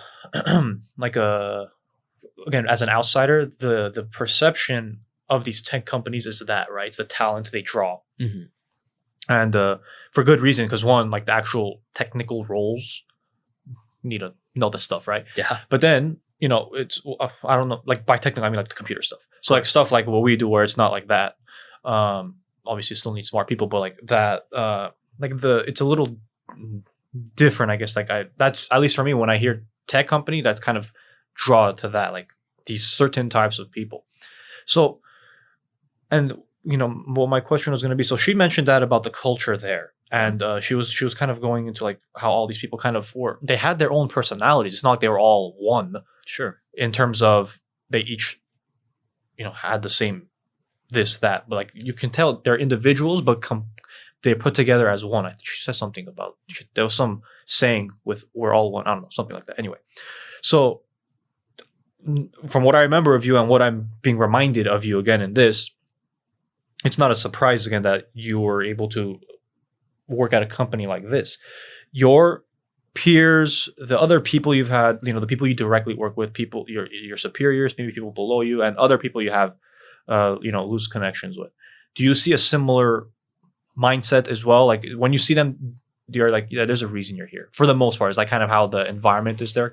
Yeah, I mean, it goes back to, as you mentioned, it is a competitive landscape, and every year there's like thousands of people that are trying to enter the organization. So with the TA portion, with people like vetting individuals in, you definitely you get that feel of like, okay, I could see why you're here. But at the same time, a lot of people come from like a variety of different experiences, especially more recently. Like I think when we talk about tech as a whole, it did used to be very elitist. And in some ways it still is, in the sense of like the types of talent that they recruit from or the types of people that they bring in. Schools, backgrounds, whatever it may be. And so that's definitely something that's also in place when you talk about the industry as a whole. But then that's also starting to move away slowly, where you start to see more diversity, not only in terms of people and their different ethnicities and their backgrounds, but then also talking about diversity of thought. So it's interesting. You do find that like similar line, like you could see how everybody has got there, but then also similar mindset, hard worker, and it ties back to that, like the mission, the vision, the culture. You want to grab people in that are in alignment in certain ways. But at the same time, you do have your individuals with their own thoughts and their own opinions, own backgrounds. So it's like this interesting melting pot where you do have a lot of the same, but then also parts that make you different and unique. There's honestly one gripe that I have with the platform. And before I say that, I'll say one of my favorite things though, because to go back to when I was mentioning the feedback sandwich, right? You get the good, the bad. Yeah, yes, exactly. That's a good one. Is that something that they say there? Feedback sandwich? I mean, I don't know if I can. No, I definitely didn't. Or if you thought of that, that's good. I've heard that from others. I can't take credit for that as much as I would like to. That's a good one. So one of my favorite parts when I was using it more so, especially when I was like looking for internships and such, was the search functionality. The level of depth that you can go into is phenomenal. And I don't even remember. I think I accidentally stumbled upon it. Like, because you can choose job title, and then you can choose the school they went to. I think the level of education. Like, there's a plethora of things you can dig into to really hone your search. Sure. I think that's one way to, especially if you have like a specific thing in mind, that's one way to really be able to, when you're coming to like looking for the positions, but also the people that are there, that's one of the best ways I've found for myself. Take advantage of the platform. So that's that's my favorite part. Sure. And my least favorite part is not even a big deal, but no, I'm not personally offended. Yeah. So it's not. But don't worry. I didn't found the company. Yeah. So maybe you can run it up. I don't have that much. Maybe you can run it up the poll to maybe. Let's see. Because I'm trying to remember if this was a thing before and they got rid of it. So on the desktop, you have the top, because you can filter by most recent and top, right? Sure. The phone, like recent. Yes. I think, yeah. It's like in order of time. Like if you posted 2 hours ago and I posted an hour ago, mine's first and then yours is next. Sure, like chronologically right. Yes. and such. And then there's like the top news or whatever. But on the phone, it's only the top news. Okay. It drives me crazy. So you want to see the most recent. Yes. At least give me the option. Sure. It's like I'm not always on my computer. Well, it's interesting you bring that up because I feel like, was it I think Instagram also, I think. Yep, they switched to that. They switched to that. So it must be. I found that out today, actually. Really? Yeah, accidentally. It was actually like a little bit before he came. Yeah. Because my friend posted something and he posted and I saw it. And then I closed the app, I reopened it and it was gone. And I was seeing the post that was under him. I was like, did you delete it? He's like, no. I'm like, it's not here. He's like, oh, it's the algorithm. I'm like, what do you mean? He's like, yeah, it just kind of, puts up whatever. And I scroll down, I'm like, oh, what the hell is down here? And it makes sense. It's not that I'm saying get rid of it. Because I initially was like, what the hell? And then I thought about it, I'm like, well, there's certain people like they don't really care what's minute by minute going on. It's more big picture what's happening. So it definitely makes sense. But like, that's again, what I'm trying to remember is, did it used to be an option on the mobile app? I don't remember. Because I remember I was looking, I'm like, wait, why is it why am I seeing stuff from like 4 months ago? And then I went on Google. I'm like, how do I fix this on my phone? Yeah. And then I think there's actually went to a LinkedIn article. They're like, we don't have it. I'm like, damn it. Like, bring it back. So my point You'll being, start the petition. Yeah, You'll start the yeah. But, you know, it's obviously a joking thing. It doesn't really change anything. But my point being, that's why if that's like the worst complaint I have to, for me, again, then it's all right. top to bottom, because again, like I said, it's the reason I had it was one, I want to make sure to have like a network opportunity for like for jobs or connecting to people, learning about more stuff. But also I did just find it helpful, like, you know, because there's a lot to learn. Even some of the articles that you stumble upon, you know, people, certain things people share, you know, different influencers that viewpoints, opinions. Because like, you know, there's people that like, you know, my buddy's a big fan of Gary Vee. Like, he posts a bunch of stuff on there. Before, you know, all these people, like, they weren't there before. They were, you know, maybe blew up on Instagram or on whatever, I don't know, whatever, all the other stuff. But now they're made it here, and now you kind of see like the professional side. Like, this is why I did that. This is how I got there. Sure. So utility wise, I think there's more to gain from something like this, where, you know, as opposed to the other ones, again, personal thing, I generally am not a fan of the other stuff. One of the things I'm wondering what your take on is, I'm sure you've probably seen this debate. It's because it's on every post that it happens, and it's on LinkedIn. Okay. You know, they publish an article about whatever. It's not necessarily about a job. Okay. And then everyone's like, get this off of LinkedIn. This has nothing to do with LinkedIn. Content that belongs on LinkedIn. Yeah. And then I'm not sure where I stand on this. I feel I'm more on the side of I like to see it more career oriented wise. Sure. And it's not necessarily like it's because I disagree or agree with what the content being posted is. It's just, when I made it, I thought it was like a professional network thing where we talk about jobs, strictly like the updates. Yeah. Yeah. And so, you know, it's not that I'm saying it's wrong of what they're saying, but I'm like, is this the place? Sure. And I don't think I've ever seen the company explicitly say one thing or another. So I'm not saying make a company statement, but in on behalf of yeah. So for you, when you see, like, how do you kind of look at the platform now? Because maybe how I'm thinking is how it was, and maybe it's evolved now. Yes. And maybe I'm still behind of where, well, I still feel like it should be this. Whereas like maybe the company was like, yeah, it's this, and then time went on, they're like, you know what, it's this plus that. So how do you kind of look at it? Yeah, I mean, so there's two parts, right? There's my opinion, and there's also from a company perspective, like where we've gone, what we've thought about. And you're very right in the sense of that's where things used to be, you know, very professional, strictly job, strictly career. But user feedback, or just like, I think it's called like the NPI scores, the Net Promoter scores, they were coming to find that the platform was just seen as this faceless blue man. LinkedIn's logo is blue, faceless just because it was, you know, strictly no personality, just career, job, whatever it may be. And in an effort to make it a little bit more appeasing to individuals and make it a little bit more of a warmer ecosystem, that's something that did get promoted as an organization. I don't ever remember seeing like ads or anything like that coming to place saying, hey, post these types of content here. But over time, that's definitely the direction it went in. Even with like the way that we do likes now. Before it was just, you could just like. But then now I'm sure you've noticed you could do like a heart or support and celebrate. You know, just different ways to make fairly it a little recent, bit more, right? Yeah, like maybe 3 months ago or 6 months ago. Making it a little bit more interactive, a little bit more warmer.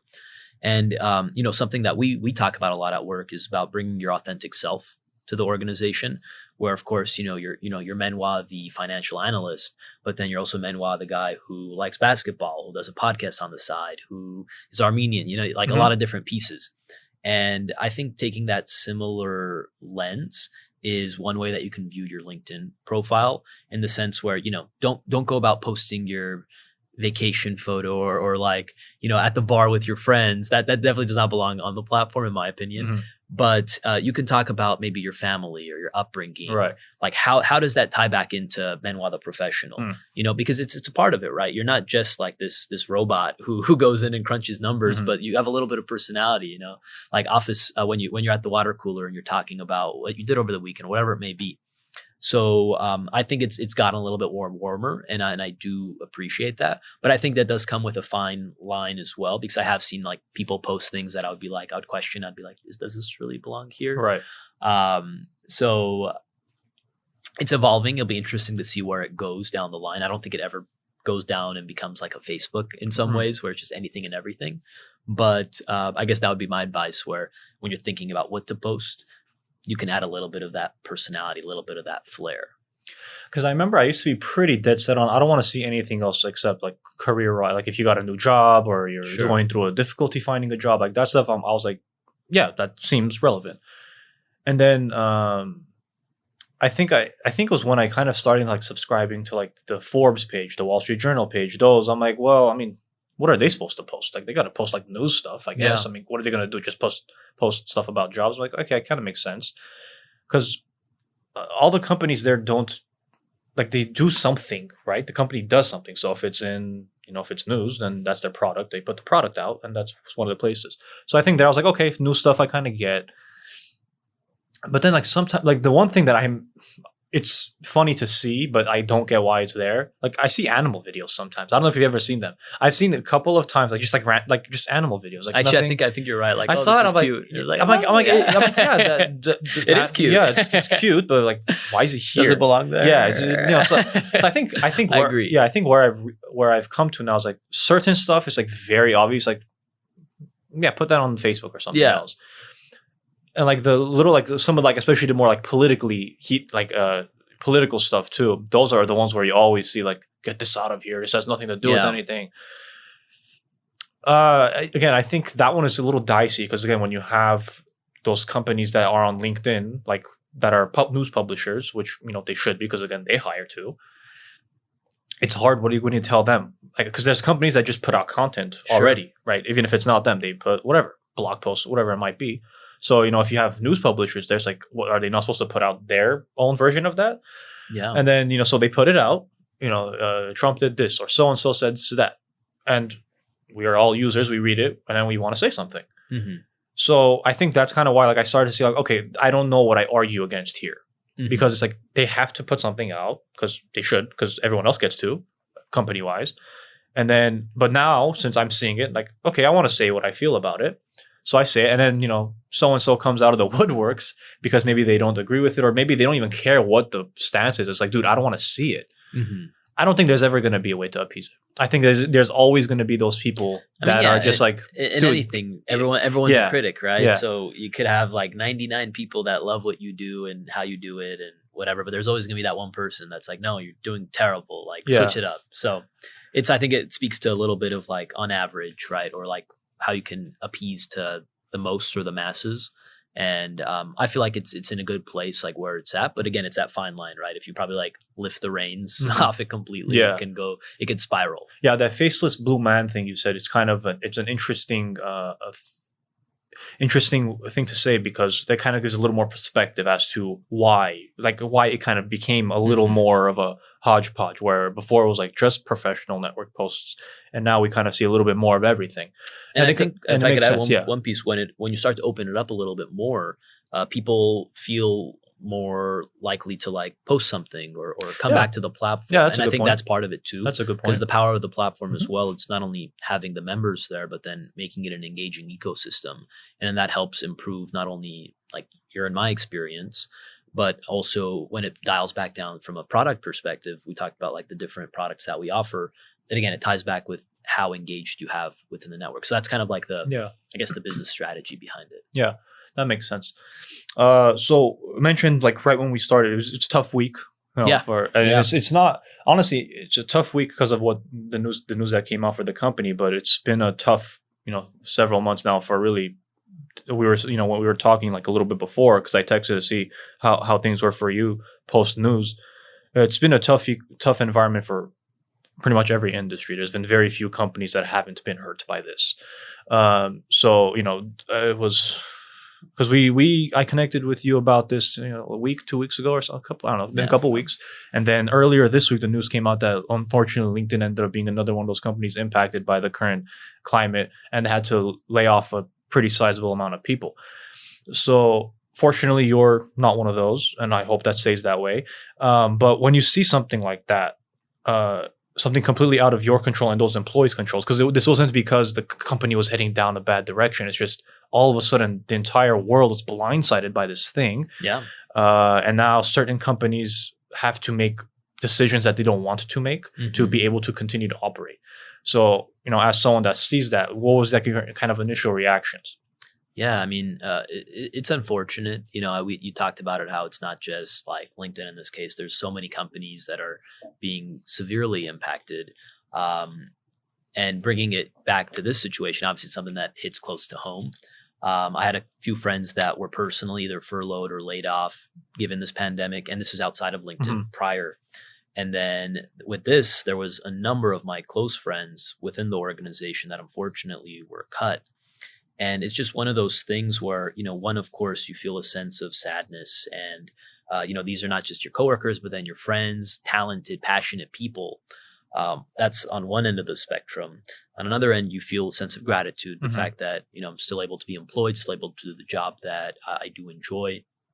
And there's also a third bucket where it talks about, you mentioned it, a lot of things are out of your control.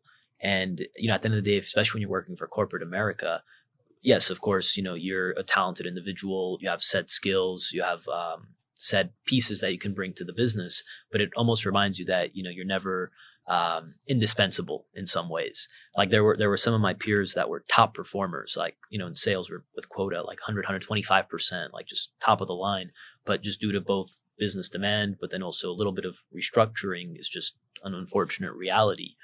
So I think it kind of, what it brings to the top of mind as well is just always, you got to work on yourself. Not to say that if these people had worked a little bit more upon themselves, no, that's not what I'm saying at all, because just, again, an unfortunate situation, but it serves as a reminder to always stay on top of your skill, hone your craft, because the world is always changing so quickly.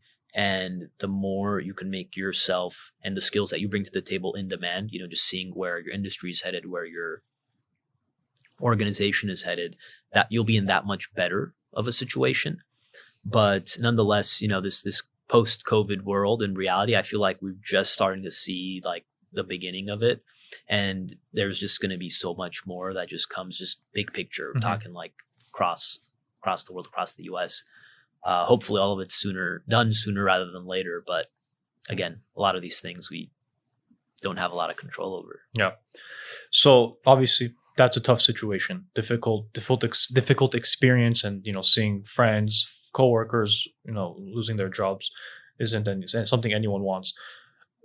So to transition from that, everything we've discussed so far indicates, and rightfully so, that you're, especially at the ripe age that you are, very successful. You've done a lot before even getting here, like years before. You've kind of been laying the foundation for quite some time to best position yourself. Having said that, having just discussed a difficult period that is very fresh, like just a few days old, would you say this is one of the toughest things you've had to kind of go through professionally? Or has there been something else? By professional, I mean like kind of during the school process, applying, stuff like that. If not, what's something else they kind of had to go through that was tough, but ultimately you were able to overcome? How'd you do it to maintain and continue your success? Yeah, I mean, so a couple of things come to mind. Like from a professional perspective, while of course definitely this was a very tough experience nonetheless, I think a little less so on my perspective, just because I wasn't one of the ones directly or personally affected by it. I would say within the professional capacity, and mind you, it's been a couple of years now that we've been in the workforce and such, but I would say there was a time when I was ready for my next role within the organization.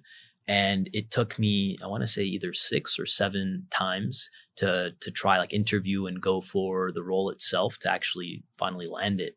And it was one of those things where, you felt like you're putting in the good inputs and the right inputs, doing well in the current role. But then at the end of the day, something just wasn't adding up where you weren't able to get that next role or that next promotion. And I think it goes back to what you mentioned when we talked about that internship that you didn't get. I mean, I know we had that similar experience, but I feel like in a lot of these failures that we do go through, it's sometimes truly the best learning experience. While, of course, maybe you'd want to fall once, not 7 times to learn or get back up and get going. But I think it really teaches you perspective because, we can't appreciate the highs if you haven't experienced the lows. Because then if everything's always great, then you don't know what it's going to be if it's not. So nonetheless, it was one of those situations where I I was going for the roles, going for the jobs, but then getting some good feedback as to why I wasn't getting it. Maybe it was like, you could have asked some better questions or taken the conversation in a different angle. And that probably helped you stay afloat too. Because I was initially going to ask, because you mentioned you operate with this chip on your shoulder, but there's at certain points, like 6-7 times, it's like even someone like really with a strong mental will, you would think at some point someone kind of starts to crumble. But then when you mentioned the positive feedback, that's kind of what I said. That probably was something that kind of helped you stay afloat. It's like, well, okay, at least I'm getting something. They're kind of nudging me in the direction. It's like I did, 1, 2, 3, whatever. But each time I'm getting something to bolster myself a little bit more. Sure. So I think that would probably be something that kind of helped. And I think part of it also it becomes it's this like fine line between your perception and then also reality, good point. Right? Because I feel like, not to say this situation specifically, but even when we're talking about big picture, right? Like, you can truly believe that you have what it takes for that role or for that position or for that team, whatever it may be, sports, entertainment, business. But then there needs to be some sort of validation that also comes to play where someone else almost endorses you and says, yes, you can do it. And what does that endorsement mean? By essentially giving you that opportunity. Because it's rare unless, we're starting our own startup, starting something from the ground up where there's no rules or regulations or nobody to kind of set that path or that foundation where you can just start and go. I mean, but even in those situations, right? You have a great idea. Someone needs to give you the funding. Someone needs to give you that, yes, I believe in you, or that guidance, whatever it may be. So it's this really interesting place between, you have that self-belief and self-worth, but then you also need to have somebody to kind of almost pat you on the back and be like, yeah, you can do this. And then, of course, when you have that platform, when you finally have that opportunity, then it's your time to go out there and show the world what you've got. Right. So it was an experience that while going through it, I did not enjoy. I definitely do think I walked away from it a lot stronger. Not so much to say that, like I now know how to interview better or could have done certain things differently. I think it was just more of like talking about perseverance and persistence, just because I know this isn't going to be the first time in my corporate career, my professional career, where I'll run into a situation where maybe I don't get that role or I don't get that job. But it's that learning lesson where, you keep at it, you keep doing what you can do, control what you can control. And then eventually you will get that opportunity. If it's not the first time, if it's not the 7th time. I don't know if you've heard like Colonel Sanders, the guy who founded KFC. Mm-hmm. The story's out there that this guy failed 1,000 times. And by failure, I mean he had the business idea for KFC, but he wanted to get funding. And it wasn't until like his 1,000-something time that somebody finally said, yes, I'll go into business with you. And then, of course, he became a billionaire. I think Jeff Bezos was a similar thing, too. I don't know if it was 1,000, but I think he got shut down by a lot of VCs before he finally got something. I mean, I think the one thing, and this is probably, you've heard this, a lot of our listeners today probably heard this too, where we don't tend to see the failures as much as we do see the success. Mm-hmm. Talk about Michael Jordan, right? We're both basketball fans. I actually just started watching The Last Dance on Netflix. You're behind. And then I know I'm behind. I'm on I'm on the 5th episode at this point. But it's amazing to see like the trials and tribulations, right? Mm-hmm. Because what do we know MJ as? The jump man, the logo. Yep. And it's just like you just see this guy who's always had it from the beginning. But then you come to find that that's not it. He was cut or he couldn't make varsity when he was in high school. And, the first few seasons, he couldn't make it to that championship level. And I'm sure all of those different pieces helped him in terms of getting to who he is and who he was at that time. 100%. To the legacy or the individual that we now know him to be. So I think it just goes back to the initial topic where, that failure, while it's terrible and it sucks when you're in the moment, it definitely builds you up, and I think it just sets you up in a much better position down the line. Yeah, 100%. I agree with all of that. And your response doesn't surprise me at all. I figured it was going to be just as much because, again, based on the conversation we're having and where you're at, how you got there, there's a certain line of thinking that's going to have to be there to be able to overcome those instances where things don't go your way. Because again, you're not going to end up where you are without that mindset. Okay, so one of the last things for you. So where are we now? July, 4 months into the whole COVID fiasco. How long have you been working from home now? Since March? Yeah, right in the beginning of March. Do you guys have an idea when you might go back? Or are you guys one of the lucky ones that are like, 2020, we're not going back? Yeah. So they told us as of right now that we're not going to be required to go back until 2021. Nice. I think they might start letting some people in if they really want to, or if they really need to go back to the offices. But as of right now, it's just work from home indefinitely. How's that been for you so far? Reality. Well, so it's interesting. So I told you I was living in San Francisco, but I've now since moved back for the time being, just at home, saved some money on rent, moving things into a storage unit. And so it's great to be back home with the family. And that's an experience that I don't think in my adult life will have everybody in at the same home again. So that's something that I am cherishing. But there's definitely components of it that aren't great as well. Just from personal, we talked a little bit about the independence piece that living alone gets you. So that's one piece that has been a shift and you definitely do miss. But then moreover, we're all in this together in a lot of ways. I think it would be a very different environment if we were working from home, but then everything else was open where you can go to your restaurants, you can go to your bars, see your friends, sports games, whatever it may be. I think that would be a very different space. But I will say I do feel very fortunate, though, being in the role that I'm in and the type of work that I do, where I do have the ability and the capability to work from home. You have a lot of these frontline workers that have to go into the office or into the hospital, whatever it may be, or those that unfortunately had to get cut because of the new normal. So while, of course, we can complain about the little things, the overarching theme is like that sense of gratitude where you can still do the work and still do good work. I think that's the really interesting part in all of this. Companies are looking and they're like, damn, why are we paying like millions of dollars a year in real estate where everyone's doing like the same, if not better from a work perspective? So I think that's like more of like a different topic that you can completely go down on, but I would say more good than bad.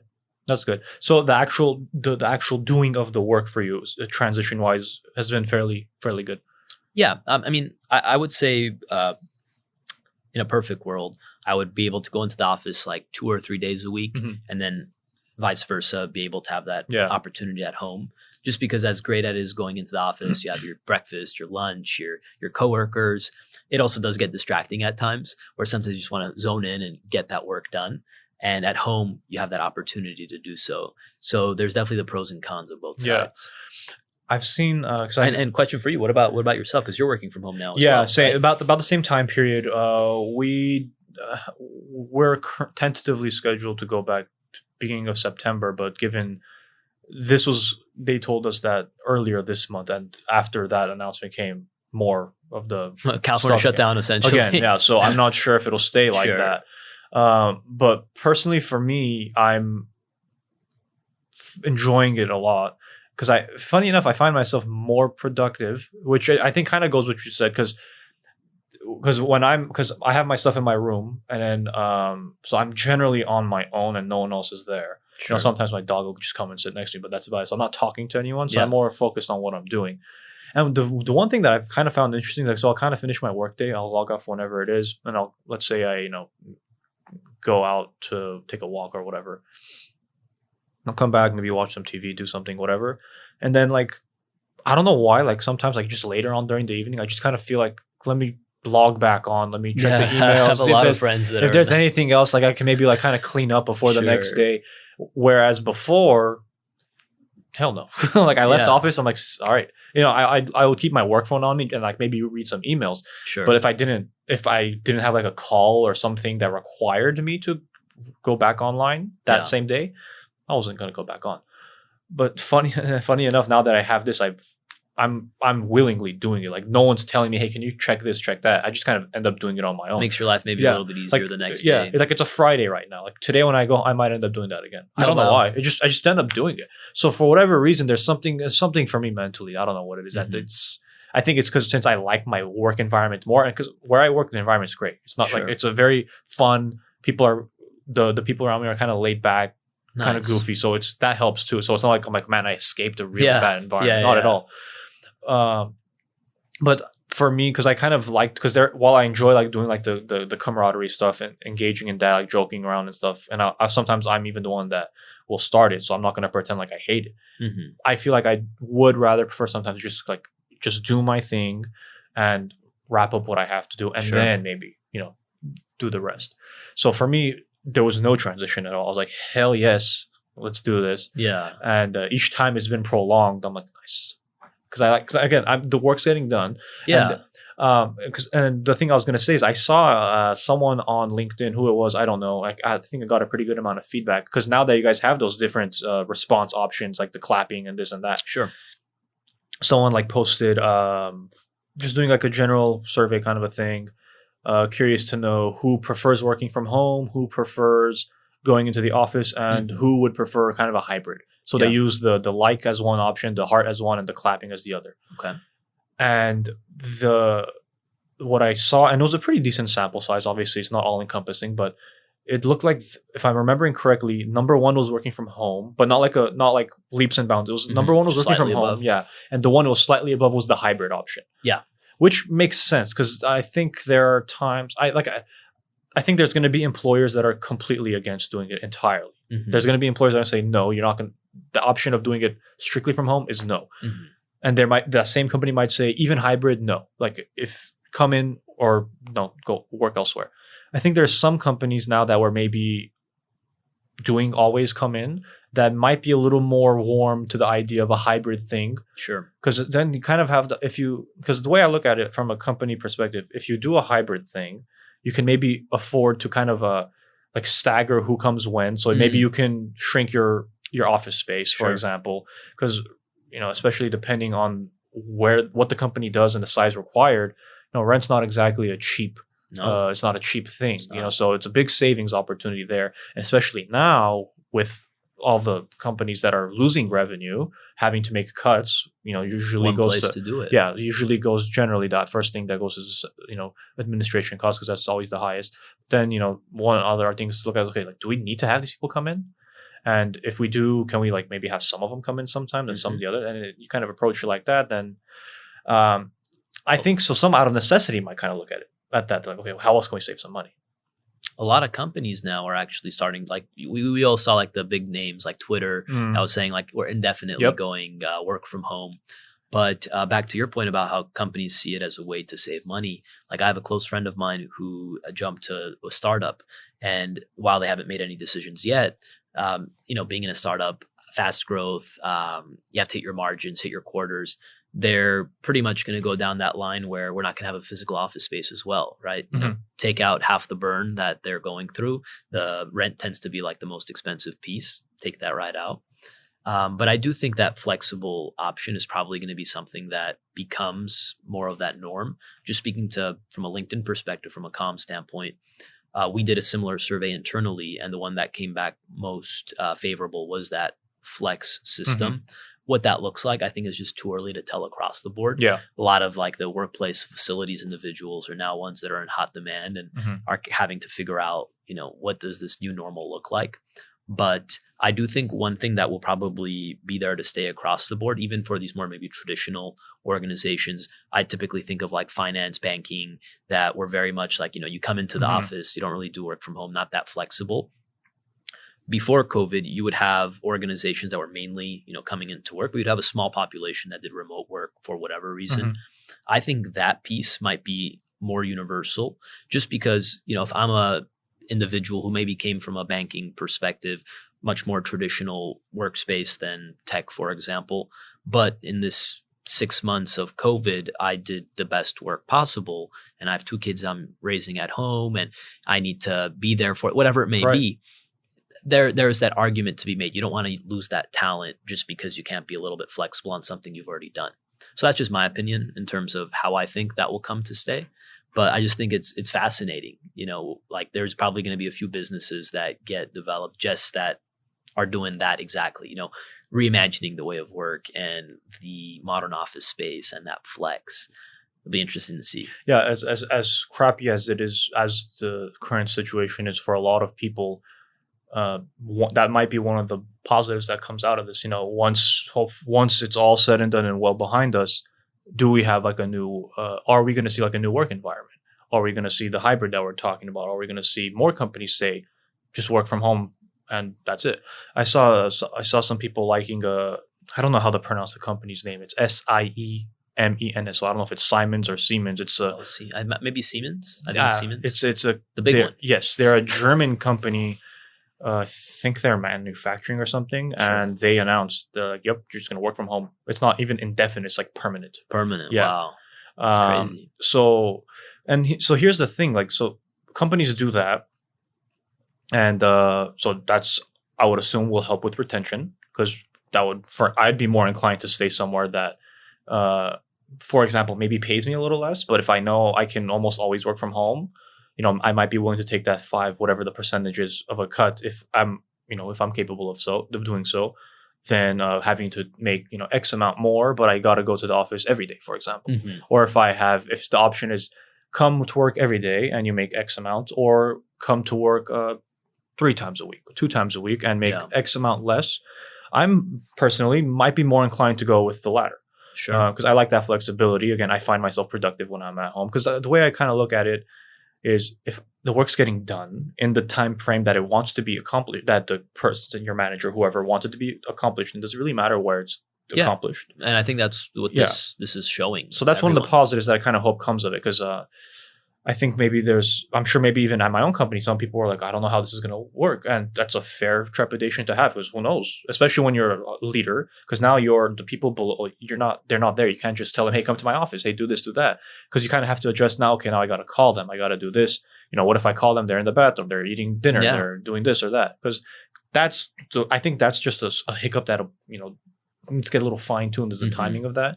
Because I kind of find myself more like, well, let me go get some water. Because Mhm. I'll still do it at work, but like then I don't know. It's there's the timing sometimes is there, because I've happened, or I'll go to the bathroom, or maybe I take my dog outside real quick to Sure. have him Yeah. pee or something. you're I come living- back and you're I doing see your like, life, yeah. and you're doing work Yeah. at the same time. and I see like a message is like 10 minutes ago, whereas before maybe I would have responded to it immediately. Sure. And it's not necessarily that it was like urgent, but it's like there's a little bit of a delay. I don't know. I think typically the younger workforce will be more inclined to agree with a hybrid, at least. Will Yeah. prefer, at least, I would assume. Because again, I've talked to people, I've talked to someone that was actually younger than me. They're like, I kind of liked going to work. And Yeah. there's the social aspect of it too that gets eliminated. So I can understand that part. And then for some people, maybe they're just the way they're wired. They're more productive at an actual office, as opposed to maybe they'll get more distracted at home.